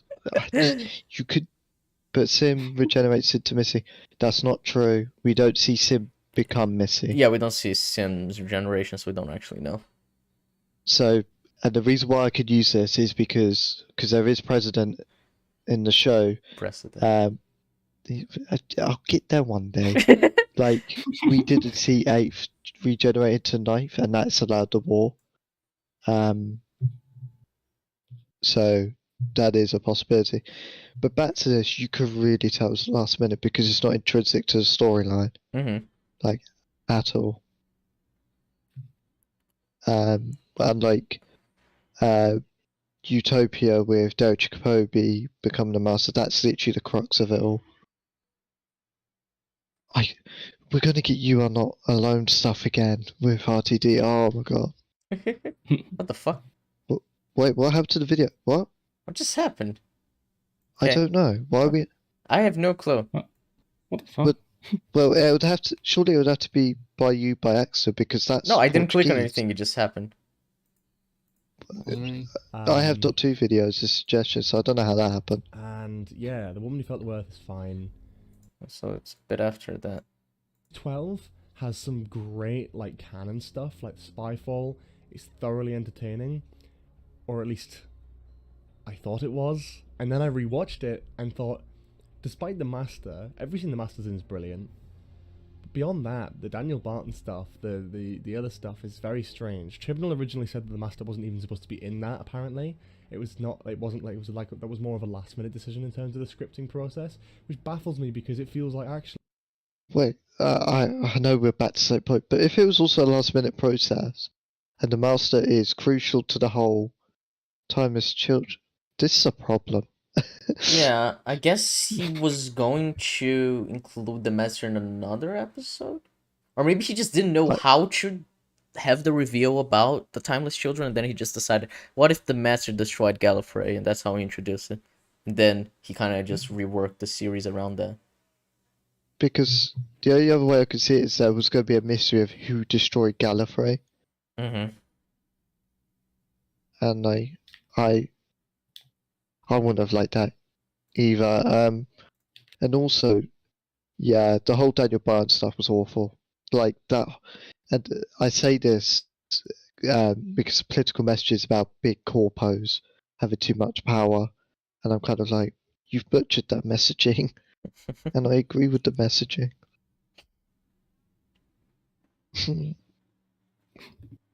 Actually, the more developed stuff in the script is the Master stuff, not the Not Daniel Barton really. stuff. That is just all over the No. place. Entire episode's all over the place. So, I sure. don't trust that. Not trust that. I think that's outright wrong. Daniel Barton's more developed than the Master because I think he's tried to look at it from a point of view of how the O persona was characterized, not the Master. Right. So I guess the point would be that O was a character anyway, and then him becoming the master would, the reveal of him being the master is what was last minute. Seriously, I'm sure that was last minute because episode 2 relies on the Master so much. It just kind of means that he would have had to rework the entire season around it. Why would you do that, Chibnall? Yeah, I don't understand. That is a baffling decision if it was actually last minute. The fugitive Whereas- doctor was last minute shoot. Fucking hell, okay. Well, I mean, Wait, you can what? tell by the fact that it just doesn't make any sense with canon, so. Chibnall? Like, why are you introducing, like, heavy lore stuff, like, last minute? Moffat kind of planned it ahead, but also went along with it. RTD had a plan from conception, because we know by his book. But RTD is a good writer, so. Vinay wrote a Jaduso with a fugitive, and then Chibnall said, okay, but what if this person was the Doctor? Bruh. So Chibnall's like, let's make it a new incarnation. No, what? I just, Okay. Chibnall. I guess by that Chibnall- point, the Chibnall had already, like, probably knew the review, how it was gonna go, and then by the end of the season, so he wanted to be like, let us put this fugitive as a doctor, just so that the review and the finale doesn't feel like it came out of nowhere, I guess. Yeah, just don't add that stuff. You don't have a key thing. And Jay's take on canon, I agree with Jay, and I got good reason for that. The problem with Doctor Who canon, much like Star Trek, and that there's so much of it that if you can't have all of its canon or none of its canon. It just doesn't, because none of it canon makes no sense. All of it canon will also make no sense. So you kind of go through best faith interpretation of what the show declares as canon and not. So like the Doctor being half human is not a thing in the show. They discard that. Whereas if you went, oh, we need to accept all canon, that has to be canon, but then it can't be canon. So Jay's right. Best faith interpretation of what you believe the canon is, and then I could scrutinize if there's an inconsistency. Yeah, I think it's like, I get the idea that there's like one canon, that if you want to follow it, because the series follows continuities or whatever, but like I feel like, especially with the show like Doctor Who, if you just want to follow your own like idea of what is and what isn't canon, as long as you find a way for it to be consistent, then it should be fine. Like consistent within your standards, not really within exactly what the show is setting up, because you can kind of just choose shit. So Yeah. If I had to do best faith, like a really simplistic best faith one, knew who the point of it, other than a reboot, was to try and streamline the canon, because obviously Classic Who was very interpretive, and it got experimental as the 70s came along. yeah, and then Chibnall and Moffat were like, "Fuck you." So yeah.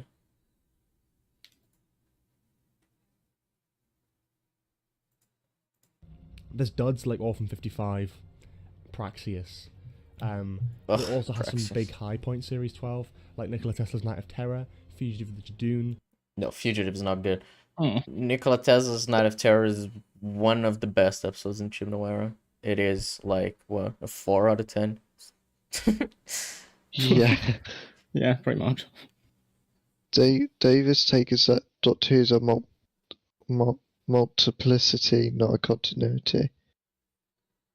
What does multiplicity mean? Just I for imagine it context? follows multiple, like you can follow any type of continuity by kind of, I guess, being like each era is gonna be kind of like in a soft reboot, someone like that.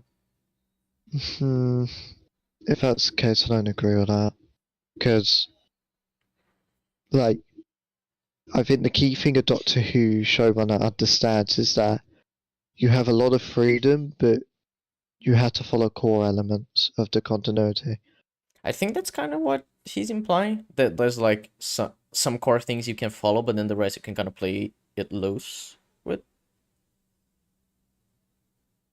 And the other issue is that mainly Moffat did this, but like Empress of Mars, it was very much intended to tie into a continuity. That's the Ice Warriors one set on Mars, where it has the Alpha Centauri, Right. and that acts as a prequel to, I think, the first ever Ice Warriors story. Connor would know that more. I think the idea would be kind of Peladon. like you know how in No Way Home during like extreme contradictions within the canon of those the Raimi and the Webb films, right? But like I guess the idea would be there some things you can't change, such as Gwen being dead and how it affected Peter, that you can't change. But I guess if you want to change Electro's personality, that's fine, because it's not like something that people really care about. And so it just kind of depends on how much you care about keeping the continuity with that. And that's why they were like playing it loose in that film. And that's kind of what I think the Russell T Davies means. There's like certain elements you can't change. Oh, that's not Russell T Davis. That's a YouTuber called Davis, unless Connor's mistyped. Oh, but either way, my doesn't matter if it's RTD or not. Yeah, that's my. That's it. It's a prequel to the Curse of Paradon. Yeah, that's it. I thought that might have been the first one. It's not. But yeah, I guess core elements. I think I don't know on a New Who scale. I don't think that's the case. But if you incorporate classic Who, it then kind of it becomes a multiplicity. Yeah. Can You Hear Me isn't great, but what I will say is on rewatch, I did tear up at the ending with Yaz and her mental health stuff. It's such a shame that hasn't What? been developed more. Why? There's nothing there. I It's never very understood weak. what it was going for. Genuinely, Jeb had to explain it to me last year what it was, because I didn't know what the episode was implying. It is so shallow. Yeah, it's very. It's just like, oh, she ran away from home. She's standing on the side of the road, and someone comes up and they talk, and everything's fine. It's okay. It tries to be meaningful, but it doesn't do the work in like. What's a good mental health story? Sarah Jane Adventures does very good mental health related stories. Like Oh, The Curse of fucking Clyde Langer is Vincent. insane. Vincent the Doctor. Yeah, Vincent Doctor. It's the example I think everyone uses, because, yeah. Yeah, that's what Vincent. Whereas it takes you away. Not only Can does you it hear have the me? insulting. Oh yeah, can you hear me? Not only does it have the insulting scene with the cancer. There's nothing really developed there, and out of all the Chibnall stories, it has the most potential because of what it's about and the concept. Just doesn't do it. It's I mean, like, it's basically imagine if RTD was writing that scene with Graham and the Doctor, and how he was afraid that his cancer would come back. It's like, man, there's so much you could do here, to have the dialogue between Yeah. the Doctor and Graham. But Richie was just like, well, I'm socially awkward, so fuck you. Exactly. And also, like, the thing is, Russell T Davies has kind of done this kind of story. He did a story. What's it called? The villain was called the Nightmare Man, and it was all around. I think Luke leaving for uni was his like big fear. I can't remember, Right. but that was basically this premise.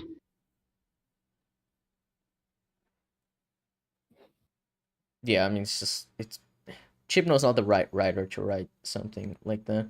And it's like, I think you said that in Eve, that Chibnall has like some of the best ideas in New Who. The issue is that he just does not know how to execute them, so that hurts a lot. Yeah, pretty much. I love that. And I was a fan, obviously, of Haunting of Villa Diodati. And The Timeless Children, I think, is a pretty entertaining flick. Flux Sure. is definitely an interesting one, and it's difficult to compare. Overall, I'd probably say I enjoyed Series 12 more than Series 11, despite Series 11 feeling a lot more original and a lot fresher. Series 12 a rehash of old Doctor Who stuff. But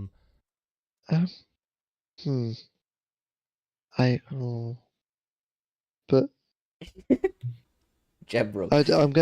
I'm gonna have to agree, but not because of the reason he's saying. Right. So, Series 12 is definitely a rehash because it's taken ideas of the concept of the other and applying it to the Doctor. But in terms of originality, Series 11 isn't original. Like, at all. Like, the only originality is that it tries to be standalone, and I'm like, well, there's no returning villains, right? As in, like, there were no yeah. villains from other series. You know, Yeah, we and I'm had kind of- famous Teeth Man, which everyone loves, so that's definitely a point for that season. And I'm like, if you want to try and do that, I could kind of go, well, Series 1 of New Who had no, like, alien planet episodes. Therefore, it is very, very, very original. It kind of feels a very arbitrary thing to go down that route. Mm. Yeah, it's an issue I have when people praise stuff for being original. So it's like, just original does not mean good. So, yeah. Not inherently, anyway. It's like you need to execute it well, and as long as you don't, then it doesn't really matter. So, I don't know. But Flux probably takes the cake for me on both of them because it has that right balance of new stories and, like, Time Lord lore. What is new about Flux? I guess the Grand Serpent is a new concept? Though I don't understand what he is. But he's a new concept. Well, if we had to go in terms of the show's legacy, well, it's not even new there. Yeah. What is new? I don't know. Uh, Because it's I like, g- oh, it's redoing. It's kind of like, oh, we had Villa Diodati, so let's do that, but with angels. So it's like, okay, so just kind of redoing Blink in a way. I guess the concept of the angels being there to capture the Doctor and working for the Division is new. I guess the division is kind of like the new stuff because you're expanding on it. Yeah. I don't. What is new? Doctor Who-y goodness stuff. And I like a good balance of that. And Flux did have a good balance of that. I think just overall with it, I had a few issues with how it came together in the end. The problem with doing such a big story... Did he start playing music in the background, or did I lose my mind? I heard music as well. Oh, okay. Yeah. I thought I started playing on my computer. I was like, what the fuck is happening? Okay. Yeah, they've been playing music for every video. At the start, they played like the Spy Master music. You know, the Evil Dan theme. Right. Wait, so he has been playing music the entire... I have not noticed that.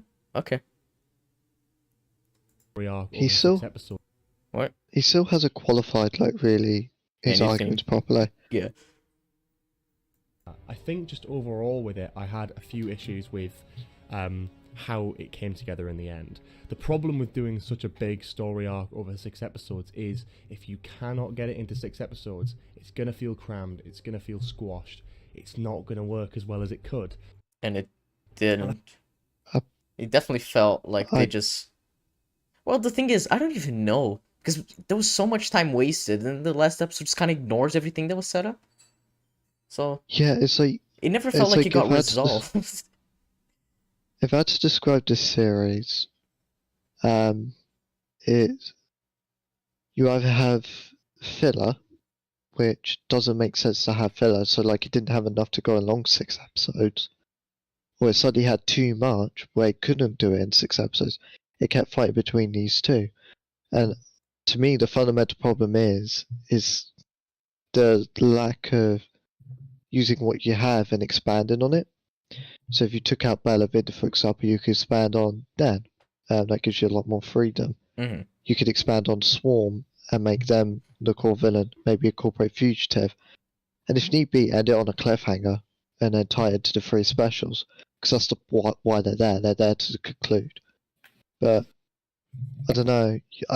You can't say there was too much because to an extent there wasn't too much. It's Yeah, a I guess very the confusing only way you can series. say it's too much is in the sense that it did more than it had to, rather than a too much that it needs to do in a small amount of time. Because there's so much you can cut down, like you said. So yeah, it's hard to describe Flux because it's all just such a mess. Like if you generally had to break it down, one is obviously crucial, but a lot of it ended up not being important anyway. You don't need two. Chew is wordless and yeah, I do not need Chew. Then Once Upon a Time, You need that. You definitely need that. That makes yeah, the because best it's use of its time. yeah, that was the one that focuses the most on building the season mystery and shit like that. And then Village of the Angels, honestly, that episode could have been like, I like that episode, but as a series that's trying to tie everything together, that episode should have been really like a lot different. Because it's like wasting an entire episode on a concept that it's like, okay, they're capturing the Doctor. If the Angels do it right, like you don't need an entire episode to do it. Episode 5 was just. I don't What even know happened in what the episode 5 was. other than? Oh yeah, other than the Grand Serpent, that was the Yaz and Dan and Jericho being living for like 3 years in the early 1900s, where nothing made sense, and then it was irrelevant by the next episode. So yeah, episode 5 should just genuinely just not exist. Yeah, so when you like start breaking it down, half the season should be there, and the other half is too crammed. Mm. Yeah, so Amazing. it just feels like a huge lack of redrafting, to say the least. I feel like Chris Chibnall is a strong enough writer No. to be able to handle this stuff. And he almost did. And he almost proved some critics wrong there. But I think Flux... The thing with Flux is it didn't hype the series up enough. It felt like a special. It didn't feel like a whole series event. What the fuck are you on about? I have no clue what this means. How can you No, have this so much in it where it becomes cran, but it wasn't hype? How can you have Universe destroyed stakes, but it wasn't hype? You need to stop.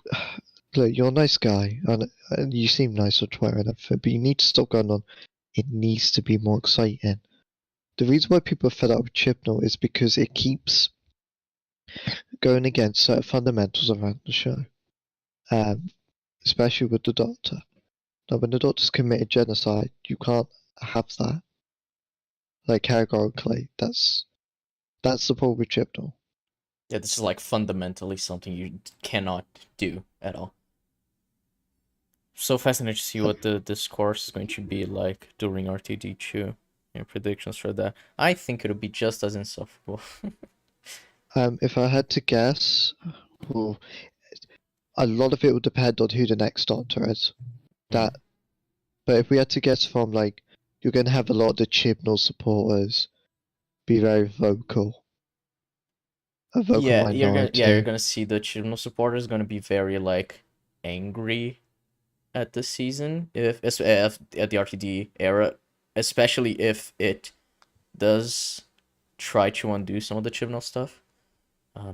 If I had to liken it to something, and bear with me for people not aware of this, imagine Jeremy Corbyn, ex-leader Labour, he's Chibnall.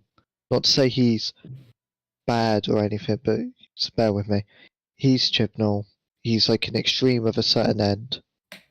And then let's say RTD is Starmer, and the majority back him over Corbyn, but the Corbyn side has this huge like voice to it. That's what it's going to be like. Very weird analogy, but Right, face. For a second, I thought you were going to say like, and then R2D is Boris Johnson or something like that. I thought that's what's leading. oh no, like Labour right now is probably going to be RTD too. So But Jeb, you're making it political. Why? Oh no, that's gonna be another thing that's You're making interesting. RTD a very political writer. You're making him political. Why? It's gonna be very interesting how NMDs react to it all. Yeah, if someone like Rahul Kohli or Tanya Miller is cast as the Doctor, we're just gonna get. I honestly think like with the Not My Doctors, it'll honestly be worse than what happened with Geordie. It might actually be kind of worse. I don't think the NMDs will be worse if RTD casts the Doctor. The reason being is because the writing would be better. Like, they're pieces of shit, but if you do better writing, they're not even gonna notice. They're retarded.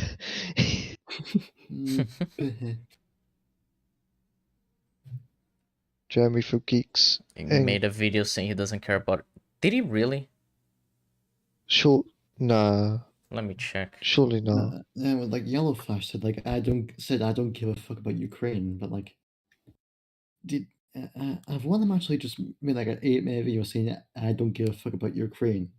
Surely Jeremy did, because Jeremy tweeted about Donald Trump, saying how Donald Trump would rescue everything, which is fucking retarded. Oh yeah, he has a personal channel. I don't remember what it is, but I think that's... D-Day Cobra. Oh yeah, I forgot. Fucking yeah, D-Day Cobra probably. Yeah, By D-Day the way, Cobra. War. He made a video 3 hours ago. Or equals big business for politicians and corporations, and the thumbnail is "War is business," which I need to tell you this. Like a senior lecturer at my uni, who's got a doctorate, just went dressing up as Sonic in robes for the day when I said I'm going to be student speaker. Not wrong. And he reacted with Sonic. that's that's amazing. Another man literally Ultimate. came out and praised Putin. Man, okay. I guess we'll have to take a look at that video. Not on ECUM, just take a look at it, because fucking hell. That is an iconic moment. I can't believe my lecturer has done that. Now you have to go with the Sonic pursuit, Jeff. I'd get ejected, but yeah. War equals big business for politicians, corporations. I'd watch that. I'd like to see what he says, because I'm not going to pay attention to the thumbnail. But don't go with geeks and gamers and that for this situation. Don't go near them. Yeah, those are not the type of people you should listen to considering this. Yeah, fucking... listen to us instead. Yeah, definitely. You know a lot about the situation, right, Tim? If you'd like to, make a dissertation about that right now. It was meant to be a not so self plug, but yeah. Yeah, sure. Yes, like now please rant about the Russia and Ukraine situation for 3 hours then, since you're very prepared to do that.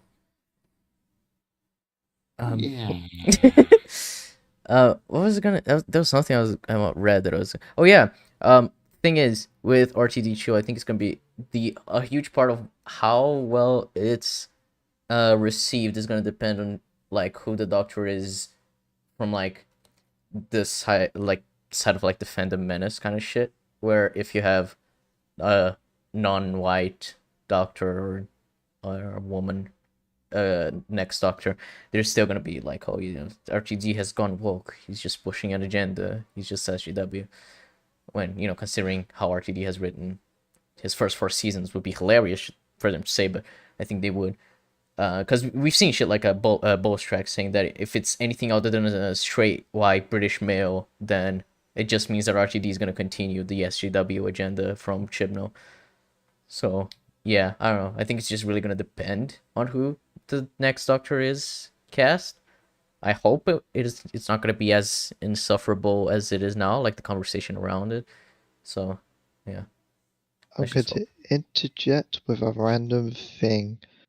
As I thought, the Ghost of Kiev, I think that's how you pronounce it, is a fake video, which means it it seems to be not actually a actual thing. It's still a symbol. This is also kind of like a stark warning of how we're still under times where people keep doing misrepresentation of anything and just share fake videos or videos that not relate to the conflict at all. Because they can't corroborate the source. So be very careful where you're getting your source from as well on everything around this. Yeah, there's a need for fact checking. So Yes. and that doesn't just for the situation. You should always fact check your info. Yeah, don't. Facebook.com, worst for it. I love Facebook. Best place for information. I read it on Facebook. Fucking die. Still one of the best jokes in Peacemaker is him saying that at Pepe the Frog 69 wouldn't lie to him on Twitter. See, people would go, oh, that's an exaggeration. And I'm like, well, I literally watched a James O'Brien video that was speaking to this guy who got really mad at him and went, you were put on suicide watch because of Brexit vote. And James went, where did you get that from? He went, I read it on Facebook. So, Was you that know. the thing you showed me? That clip? Where he like made up a thing and then the guy just thought it was true? Oh no, that was a different clip. But that as well, you could just make up something on the spot and I'll believe you. Yeah. You're asking like, oh, you just say it's from your research. It's from where have you done your research? Then you say I can say anything is true if I just say, oh, I found it on my research. Yeah, just fact checking. Recommended. I haven't seen it since I saw Years and Years. I saw that when I was ill. Years and Years is excellent, and it got this crisis bang on the year. It tackled this crisis. I will probably watch It's a Sin soon because it is in fucking HBO Max. So yeah. I'd say do Years and Years first. If it is on HBO Max too, then I will. If not, then I don't care which order to watch it in. But guys, Peacemaker is woke. I won't beat up a bar full of burly bar guys. Yeah, I still don't understand that criticism when it was only one drunk guy who was about to go attack her. And then she's special ops and she took him out. But whatever. Peacemaker is mostly good. That's just because of the numbers. I mean, 6 episodes just is not enough for a series of Doctor Who, in my opinion. I think it depends with how you handle it. Because I don't know, there's a lot you can do in 6 episodes. Utopia has 2 seasons of 6 episodes and it does a lot, so I don't know. I fully disagree with this take. Fully. Because it's kind of defeats the creativity. You can easily do a story with 6 episodes. And it's also like, you have, like, if you look at an RTD season, out of the 13 episodes, I guess, not all of them are going to be, like, relevant to the main arc, right? You could, like, if you actually wanted to make a story that doesn't have these, just, like, villain of the week episodes and just focuses on the main story, the main arc, then you could easily just make it for 6 episodes and condense it down. So, I don't know. It just doesn't seem to be like it's just like it's a necessity to have more than 6. Exactly. Wait, really? Did Disney expect Wakanda Forever to come out November this year? They expect what? Wakanda Forever, Black Panther 2 to come out this year. No, isn't Wakanda Forever the TV show? No, Black Panther 2 is Wakanda Forever. But then what is the TV show that's also like called Wakanda something?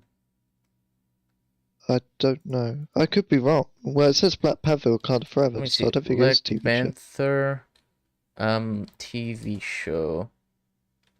Let me see what it's gonna be called. These are the films. So yeah, it's definitely not the shows. Fucking a Black Panther spin-off TV series coming, blah, blah, blah, from director Ryan Coogler. Oh, let me see. I don't think they have a name for it yet, so never mind. So yeah, Wakanda Forever this year. Ooh, that's risky. That's gonna be very interesting. I just watched the full video. I think it's bad as a Sargon of Akkad video. I've never seen a Sargon video, so I don't Me know. neither. I have heard bad things about him, and I do not care enough, honestly. Thor: Love and Thunder. Yeah, Black Panther, Wakanda Forever. Oh yeah, Avatar 2 is this year. I completely forgot that. That's gotta be something. That film that everyone has been waiting for what, 13 years now? Yeah. What film? Avatar 2. Oh, fuck off. I don't. If you're excited for that, if you're like the one I mean- person excited for that, good for you. I'm excited to see what they do in terms of advancements in technology for filmmaking, because from what they've said, James Cameron has come up with a lot of new shit that hasn't been used before, which will be interesting to see. But we're also at a point where filmmaking is just kind of like, I don't know how hard you could improve like that, so I don't know.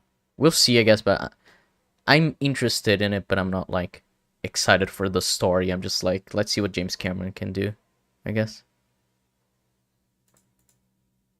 Yeah. I feel like the story would have benefited from more episodes. I feel like the promotion of the series would have benefited from more episodes. I feel like just having more episodes overall would have been better. I know a few people were disappointed when they initially said you were going to get 8 episodes in Series 13. And then that didn't happen when you found out the 8 episodes actually included 2 of the specials from next year. So actually Series 13, or Flux, is 6 episodes. That isn't what happened. So what happened was, 8 episodes was originally the plan, but they didn't expect COVID to be so bad, so they were like, okay, we'll take 2 episodes off Series 13, we'll expand them more into specials, and we have one big blockbuster to make up for all this. Yeah. So it's not that they just took 2 episodes off willy-nilly. Like, no. Like, less than half what we used to get in the David Tennant era, which is not a bad thing, because you're doing your sort of one big story thing. But when the story feels like it needs more room to breathe, and the characters feel like they need more development, Maybe you should redraft so that it feels less like that. I don't know. Also, they kind of contradicted themselves. How so? Because one, they went, it's not a problem because it's saying one big story, but you've just said it is a problem because you don't fit 6 episodes. Categorically enough. 2, what was the other one? It was something about, oh, the big story thing. All seasons of Doctor Who, bar 11 and 7, have had an overarching story. But with Series 13, it didn't go in on serialized, it kept to an overarching story. Mm-hmm.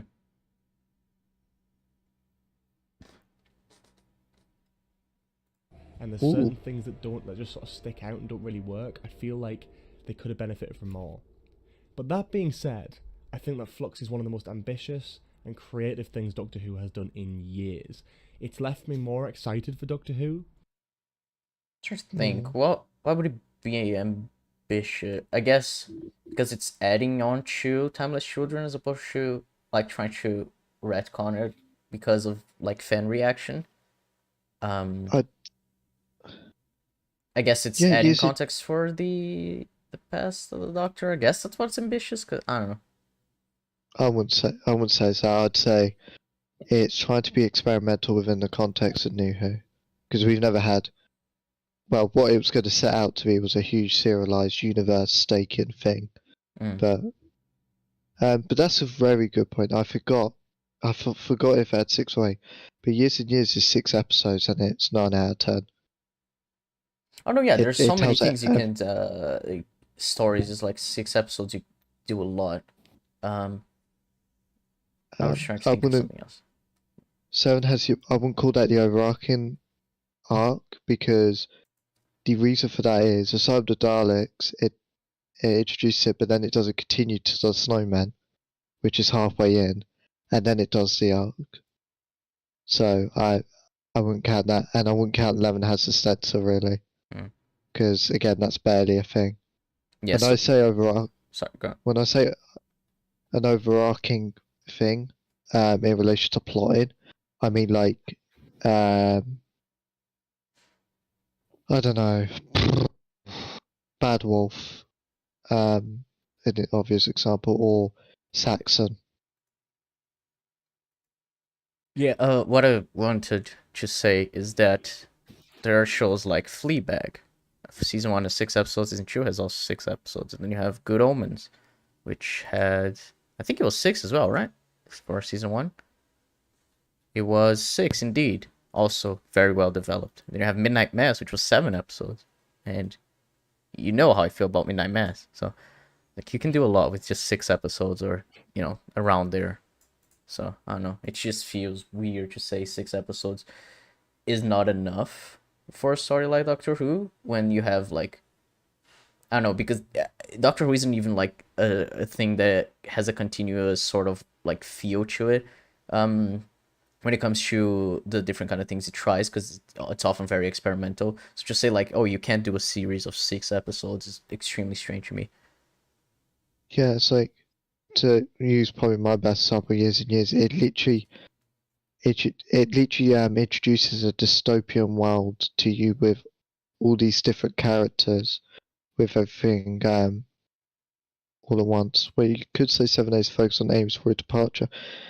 Again, I wouldn't even say that, because the problem with Series 7, with the 2 that you've mentioned, there's not enough in there.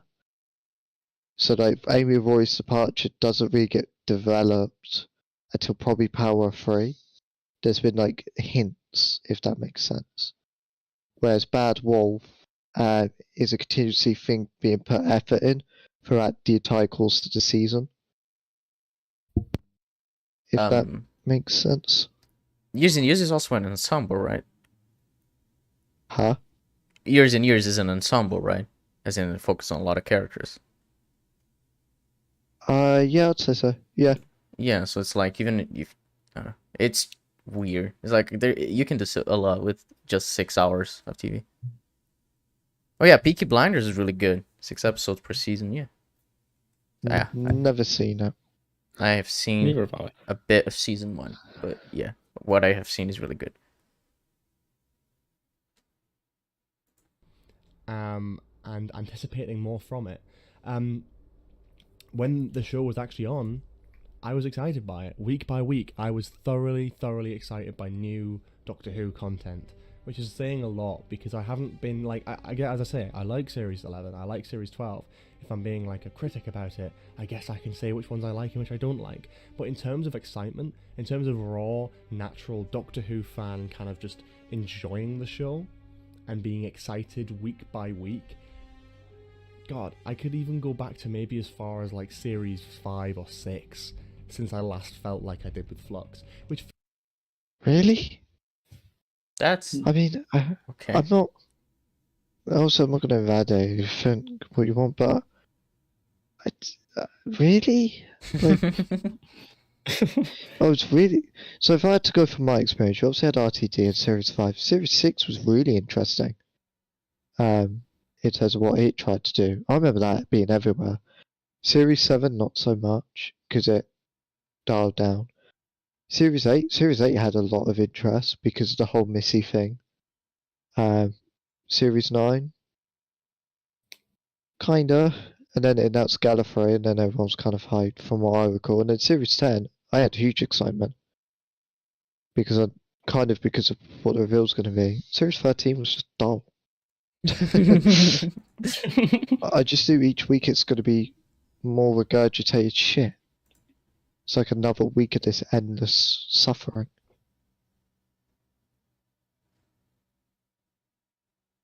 feels mad, I know, but I genuinely was excited, and that's because the story carries through. It's the first It big doesn't. arc in the Chibnall era, really, and I feel like they did a lot good with that. I really like what they did with it in a lot of aspects. It didn't stick the landing, no, but I have to say, as an experience, Flux is probably the best Doctor Who experience type thing we've had in years, at least in my opinion. I mean, I'm trying to think, like, in terms of experience. I had a better experience watching Series 11 than I did 13, so I don't know. And, you know, everyone's entitled to their own opinion on it. I think some people are a bit extreme, either one way or another. Some people absolutely adore it and say it's the best piece of television of all time. Some people say it's the worst television of all time. Again, I disagree with both. The worst television of all time is Loki. Don't worry, we're not gonna. No, nothing is gonna get worse than Loki. Hopefully, because that is just another Yeah. level. Ooh, Loki. To put it this way, it's going to be my biggest challenge to unravel that time travel piece of shit. Well, it's like every time we end up having a discussion about it, we just come up with either more issues or end up more confused than we were before. Like, it's insane how little sense that show makes. And my script writing teacher in college, she likes Loki, so that's fun. Every time she mentions it, I'm like, yeah. And I want to die inside. I think there's a healthy middle. I think you either look at it and go, oh, this stuff worked and this was enjoyable, but this stuff was just, like, wasn't as good, but that's just a minor thing. Or you go, this stuff really worked, but most of it was kind of a letdown. Being like, critical is a balancing act, really, I find. And maybe I'm wrong, and I'm not trying to knock people for having opinions about a TV show, because it is just a daft family TV show after all. For me personally, What the fuck is he even saying at this point? I'm so confused. Like, he went on to how to review things. It's like you have to be balanced about the good and the bad. I'm so confused. This is like, we're 12 minutes into a 19-minute video and he hasn't really still explained most of his positions on Flux. Like, he hasn't really developed anything. It's not a great video, not gonna lie. I think this series has caused a lot of spiraling and arguments, and this era has as well. And I'm sure there'll be plenty of videos talking about it, like sort of my experience with the Doctor Who community, my, like, oh, here's some more drama, here's all Bolstrak's doing this. I'm like, I think there's a line. Funny to mention Bolstrak. And I've been on both ends of it. Well, not in the extreme camps, but on both ends of the neutral side of things, and just sort of trying to enjoy the show as a fan. I've both enjoyed this era, and I've both disliked it. That's fine. Me too, but I've leaned way more on disliking it. As in, like, a 95% dislike of this era. That's valid. I'm still not going to smash people's heads in for not wanting to enjoy something or wanting to enjoy something. It's like, it's totally up to you. I think it's the extremities, it's the gatekeeping that Doctor Who's got a lot of problems with. And this series really seemed to bring that out of some people. Every day there's more controversy, and this isn't a video about the Doctor Who community. It's just so it happens to line up with Flux. We've got a lot of people kicking off, and I hope this changes the next. Okay, again, you seem like a nice guy, but I don't think he does sound like a nice guy. Connor's right. I haven't had calls for him or anything, but I don't know what he's referring to as the gatekeeper, because my stance would be, the literal definition is you can't like this. But if someone's going, this is plot armor, this is a flaw, that's not an issue. Like Mr. TARDIS would be disingenuous about that and be gatekeepy there. So I would like to know how they qualify that. Well, it's like he's saying, is like there's this extreme sides. There's like you can't criticize it at all. It's because it's just, you know, family fun. It's just a bit of fun, or being like, oh, it's the worst thing I've ever seen, and you can't like it at all. I guess it's like that kind of thing where, like, I guess Mr. TARDIS would fall under the, well, what he's doing isn't great. He shouldn't be doing that, like gatekeeping what people have issues with.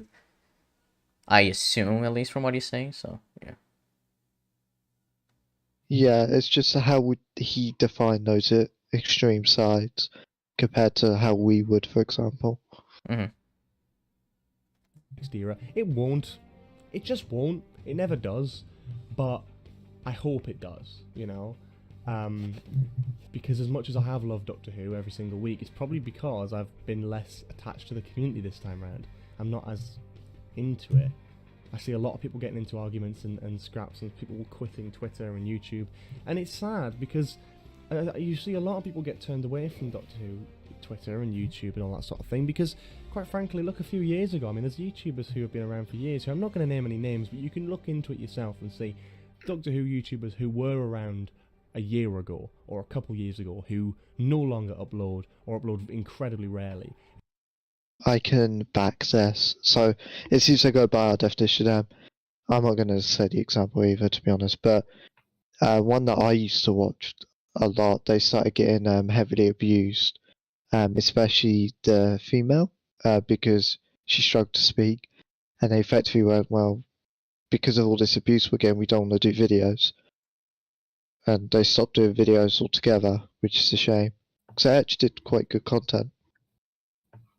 Yeah, it's a shame when that kind of shit happens, and it does kind of come from like I guess the way the community sees is like the way they should behave around these creators, and I think a lot of it is due to the vitriol in the divide that's created by the divide of being like, oh, Chimera was destroying Doctor Who, oh no, he's actually saving Doctor Who, and that kind of shit, and then you have the extremes like he's saying. So yeah, that shit does happen way more often than it should, basically. Yeah. Because it's not a real nice place to be at the minute. Like, I've stopped uploading as much. It's not a huge diss and it's not a huge problem. I just think there needs to be more understanding for people's opinions on certain things like this. It's fine to have opinions on stuff. And this is mine. Flux is pretty good. Probably the best of the Chibnall era. I was disappointed because I feel like I was so excited going into it. But, you know, that's just that. I don't really know what else to say. I guess I've ranked it. I guess I've kind of discussed it. I feel like it's hard to review something overall when you've already talked about each episode individually. I think the characters were quite well done. And what do I want next? I guess is probably... Oh, it's weird that you say that, because earlier you said Yaz doesn't get focus in any of the 3 seasons. So I wonder what you would consider well done. And it's like, I can't call this a review. I could call this probably as a general thoughts, but there's no qualifiers for anything, and it feels very like rambly. Yeah. It's like you can just, I guess, compare this to our stream right now. We're 15 minutes this video. We talked for 2 hours on the stream, and we went on a bunch of tangents about like the season and you know, the future of RTDR and shit like that. It's like there's so much that you can qualify about what you're saying rather than just making these general statements. Not saying you need to make a 2-hour video to talk about Flux, but you know, my point being is just like there's so much more you can say to review a season than what you have, I guess. Yeah, it's like going the characters are good gives me nothing. Yeah, especially when I don't know what you mean by characters being good. Yeah, I have no idea, because I've known this guy around the sphere, but I've barely watched his videos because it just doesn't seem to interest me. Probably something I can talk about. I think Eve of the Daleks looks really interesting, and I really hope that we get some more anything to do with Yaz's mental health. On a personal note, I absolutely love. I guess we kind of did, with the idea that she couldn't even admit to herself be somewhat related to her mental health. She couldn't admit that she loves the Doctor, I guess. That would be the only thing. I mean, she still has like the most development in that episode than she has in like 3 seasons. Yeah, that's about it. And yeah, they did get crazy about hate. I really like their retro reviews, but also people were pieces of shit. After rewatching that in Can You Hear Me, I think it was a really nice personal point for Yaz. You know, it makes her sort of more silent approach as a companion a lot more justified. I disagree. I think the way she acts does not work well with that kind of silent approach, because you can still tell stories with that silent approach and show that beforehand, where it feels like it didn't come out of nowhere. Whereas if you watch those episodes without Can You Hear Me in mind, you're never gonna guess that's like a thing for her, that she has dealt with like suicidal thoughts or whatever. If you gave me Yaz like a blank canvas with the fact that she's a police officer trying to make her name in the force and wants to do more, I'd have her be the most confident and vocal, but also like because of that they're more impulsive, and the Doctor's got to try and teach her patience and use that um, that eagerness to do good in a good way, think things through. Yeah, like there's a lot you could do, and it's okay. I get she's the path they went with her, but I don't think it makes sense with what you see before. Like she doesn't seem like the kind of person who's reserved because she is, she's not okay with sharing things about herself because she's depressed. It just seems like she has nothing to say. And then when you have something like her not having any character, not never relating to Graham, and then Graham's like, "Oh, you're like the best person I know." Like, okay, that really came out of nowhere, didn't it? So it's just, Yes. yeah, it really lacks the development. But having a character like that with the Doctor would have been really interesting as a concept, I feel. In terms of she could be anxious, she could have had this sort of traumatic experience when she was younger, and it could affect how she is today. I get that, and I really like that because we haven't had that with a companion, and like, obviously it wasn't touched here, and we've got 3 episodes left. I really hope they bring it up again. They probably won't, and I'd like to see something done with Dan. I like Dan, at least I think in Why? the first few episodes, and he hasn't Yeah. really done much since. Yeah, I agree here. His Pretty character's like, yeah, first episode he has character, then I guess we are done developing him. There's been so many characters, we've just kind of lost track of who Dan is and what he's supposed to be doing. I want to see more Pretty of the guy, I really do. And I hope they resolve the division stuff. I hope they resolve the whole thing about the Doctor's history before Russell steps in.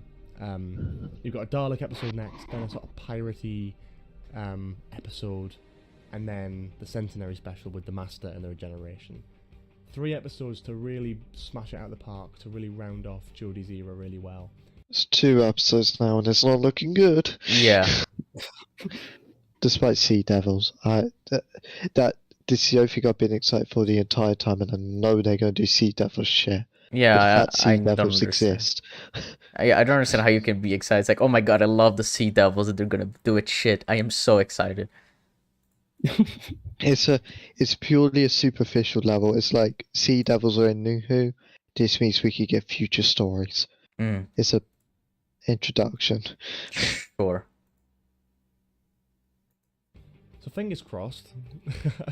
I don't know if they will, but that's my hope for the future. I hope Eve of the Daleks is spectacular. I hope I just wanted to address what Connor said because I think it's an interesting talking point that the nice guy characters are overrated by this fandom, and I really agree with that, considering how people really take issue with Tan or Rose when they're like assholes, quote unquote. Especially like the way the 10th Doctor relates to Martha. Everyone's like, oh my god, he just such a cunt to Martha. It's like that's not really the case, and I think people don't understand like the nuances of what RTD was doing with a lot of these characters. And then people are just like they love these nice people who are just nice rather than having a lot of meaningful development, which is I guess the difference between having the characters you see in RTD era and like Chibnall and Moffat is that RTD really goes in way more nuanced ways for these characters, and you don't have them be like these perfect people, and they're way more flawed, and I find that way more intriguing as a way of writing characters and just seeing them develop over time. My favorite nice quote unquote character is a side character called Linda. She was in the season 1 2-part finale, and even then she had the flaw of being obviously indoctrinated in this society, so she saw like Big Brother as normal. Mm. But Ninth was like, you seem really kind, sweet, compassionate. So I hope Eve of the Daleks, but I hope the pirate episode's brilliant and adds a great few new things. I want like a better version of the Doctor Who specials back in 2009, because as good as Waters of Mars was, End of Time was alright, Planet of the Dead was shit. It wasn't shit. Next up, Chill. no, It's not I wouldn't shit. go that Chill. far. Yeah. It's flawed, but shit is like chill. Okay. do you reckon they'll do the Sea Devils better or worse than Warriors of the Deep? Worse, it's Chibnall. I hate to say it, it's going to be worse. I know it's hard to believe. I don't I just understand why people take such issue with Planet of the Dead, honestly. neither do- I think it's because it's a weird concept, and Christina is kind of just I mean, I don't know. I feel like it works really well with the arc that it's going for. I think a few of the issues are just like how the plot moves along is weird. What episode is that? Planet of the Dead is where you had them go, like the Doctor on the bus, they end Yeah. up in this desert planet that's been eaten by these stingray creatures. Lee Evans is in it as Malcolm. Yeah, Oh yeah, he's he's Yeah. fucking great in that. yeah. I really like that episode. It's not great, but I really like it. I don't know. I feel like people are way too harsh on those specials. Like the Next Doctor, I feel like people really hate on it way more than they should. It's not like there aren't issues with that episodes, because there are with the Cyberman shit. But the characters at least are really good, and David Morrissey is fantastic. So whether Like, that if I had doesn't to have the rank, excitement or energy that these people, I would agree with that. That episode is mostly like static, just trying to deal with the situation at hand, than trying to actually be like a chase or anything like that in that kind of shit. yeah, if I had to rank the specials, including the Next Doctor, I'd have End of Time as worst I because don't know. writing, like objectively speaking, not enjoyment. No, or yeah, I anything. know. I don't know if I would agree. I think End think of so. Time has some big flaws. Definitely big flaws. yeah, Very yeah, messy. yeah. It has quite a few flaws, but I won't say it's like completely broken or anything like that. It's like I wouldn't say it's bad even. I just say it is good or good. It is average, I guess. Yes, exactly. The Doctor does learn from the experience of Midnight. I remember my mom automatically Doctor being Edge. inclined to dislike Planet of the Dead companion. She's a pale shit actress from EastEnders. Yeah.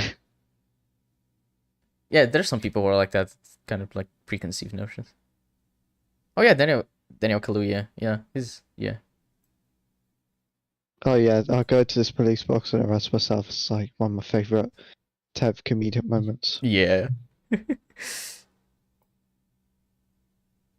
Doctor was fine but forgettable. And so there is actually potential here to do like a series of specials leading up to a regeneration that actually isn't bad. But I don't think anything's going to top Waters of Mars, so it's going to be really difficult to do it. But if you can get more consistently true. decent episodes, that would be great. And to be honest, I'd say in terms of a regeneration story, the closest we got to Waters of Mars, I guess it would have been series 1. Because I was gonna say 10, but I think series 1 probably had a better arc, considering series 10 had the issue of 9 and 8 being so messy.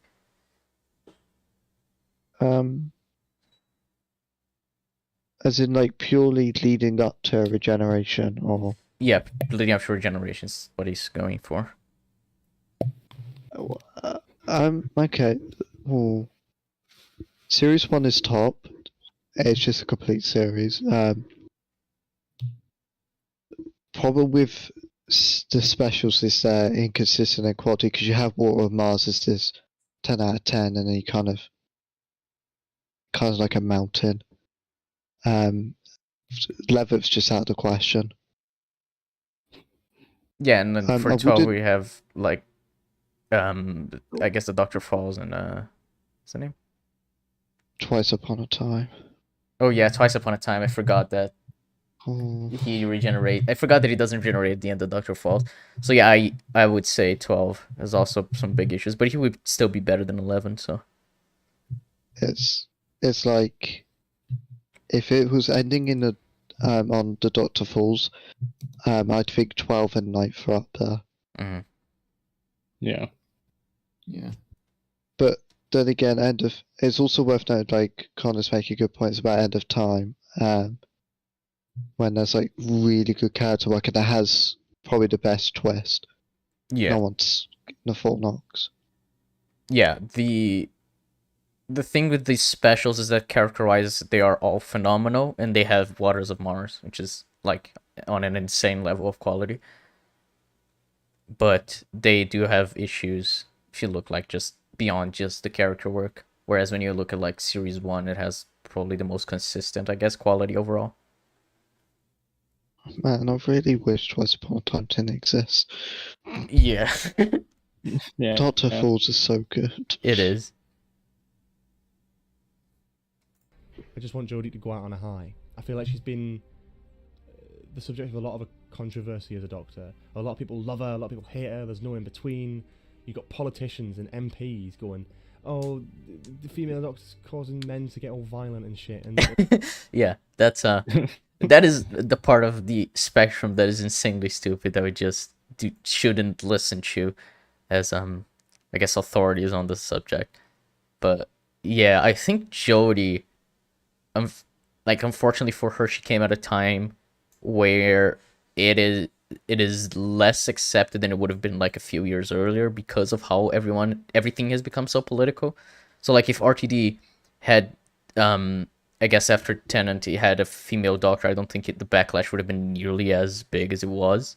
But I also feel like if Jodie came like 5 years later, the backlash also wouldn't have been as big as it was. So it just kind of came at like the worst time possible for it. I think if it was during the 12th Doctor, if the 12th Doctor was female, it would have been perfect timing. I think I would agree with that. The other issue as well, I've always said it, because of Chibnall's writing for the show and the direction, it just doesn't allow Jodie to work at her best. She's not allowed to play to her strengths. Mhm. I think if she does Big Finish, that's where she'll excel, much like McGann got the opportunity there and The Colin Sixth Baker Doctor, did. right? Is what I mean. Yeah. Yeah. So Yeah. I hope she does get very popular through external media. Yeah, I'm even actually in excited specials. to hear stories in Big Finish of her because there are glimpses of her acting being good in Doctor Who in her tenure, but it's very few and far between. And I think, like you said, if they play to her strengths, then they can do a lot. And the disappointing thing is, I don't know how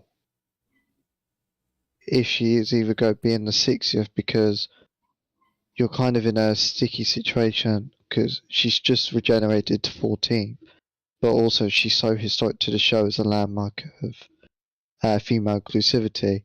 So they might do a thing like they did with 11th when phoned Clara.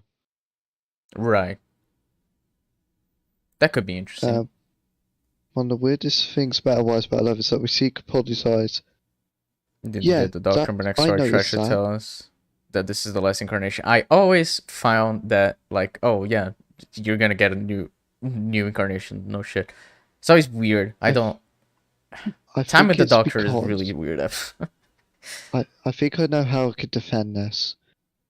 I think that the Doctor wasn't expected to go to Trenzalore because he avoided his death. I think he thought the silence was like beaten, and then when he heard Trenzalore in the name the Doctor, he's obviously in shock and that. So I think he generally wasn't expected to end up there. Like again, if that makes sense. Yeah.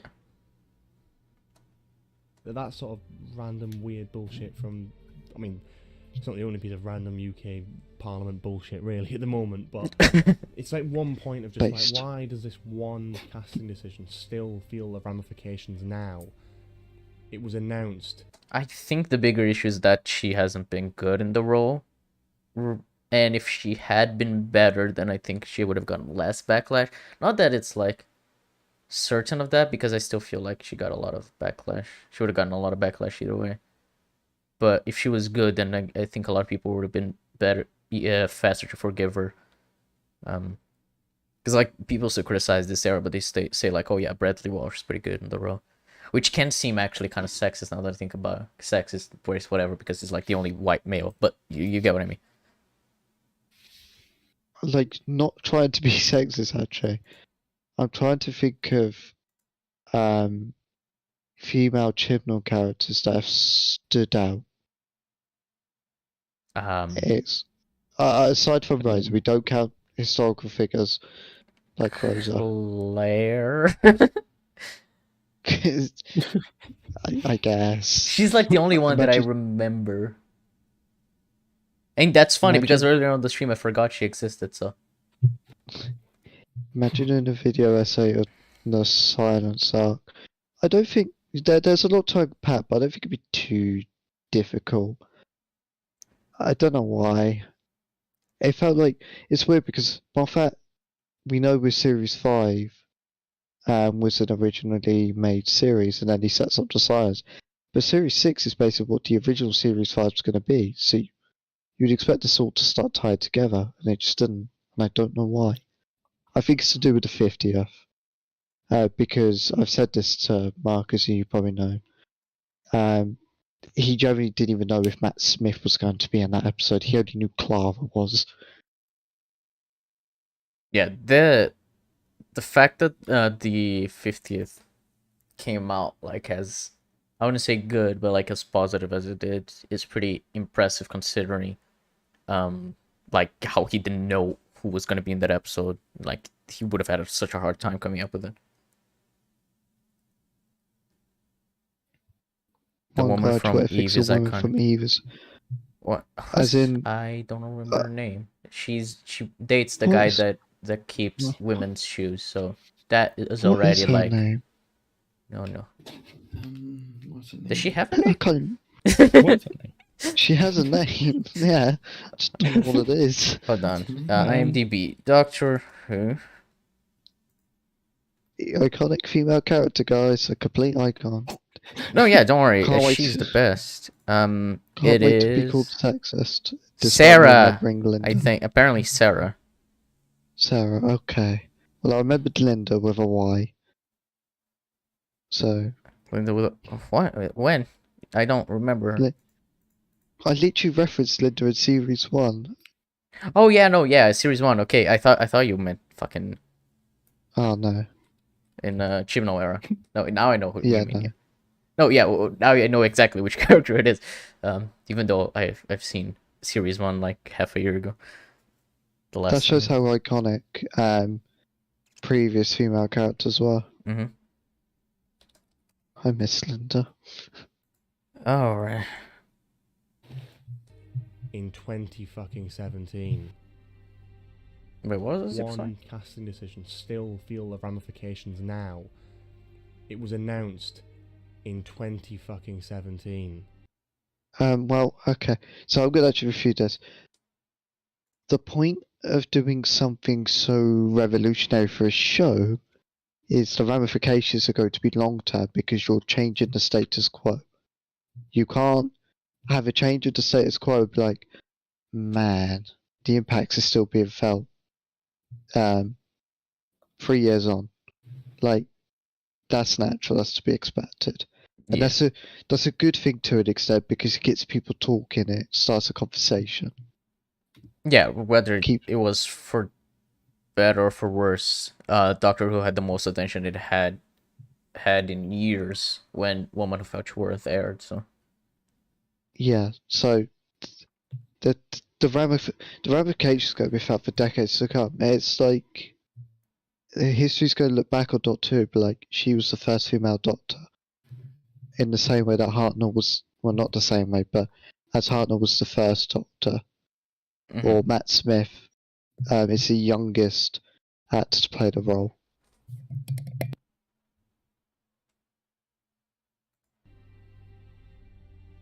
It's 2021. It's almost 2022. It's been 5 years, almost. It's been 5 years since Jodie was announced as the Doctor. Can we get over this now? We've now got 2 female Doctors. One of them's a person of colour. It's not about, like, diversifying or changing Doctor Who. It's so natural. And as it's proven, Well, I do think it is about diversifying. I think the issue people, I don't know. I feel like whether or not this is a choice or is like about diversifying, about showing that Doctor Who is more inclusive, but it's also like it is completely natural where it doesn't damage the canon in any way to not have a Doctor be a man, you know. I don't know. It just seems like this is not it's not just, oh, naturally it would be a woman. Like, no, that is a big thing for the show, but it's not like it came out of nowhere. It was definitely like properly set up before. It's like, to be honest, the main discourse around at least Joe Martin's Doctor is the fact that it's looking to be pre-Hartnell. People don't sit right with that, and I'm one of those, because the point I think of the first Doctor is that needs to be preserved to Hartnell, because without him there wouldn't be the show. In the same way that Verity Lampert gets the same respect, for example. And that's going to be an issue if that occurs.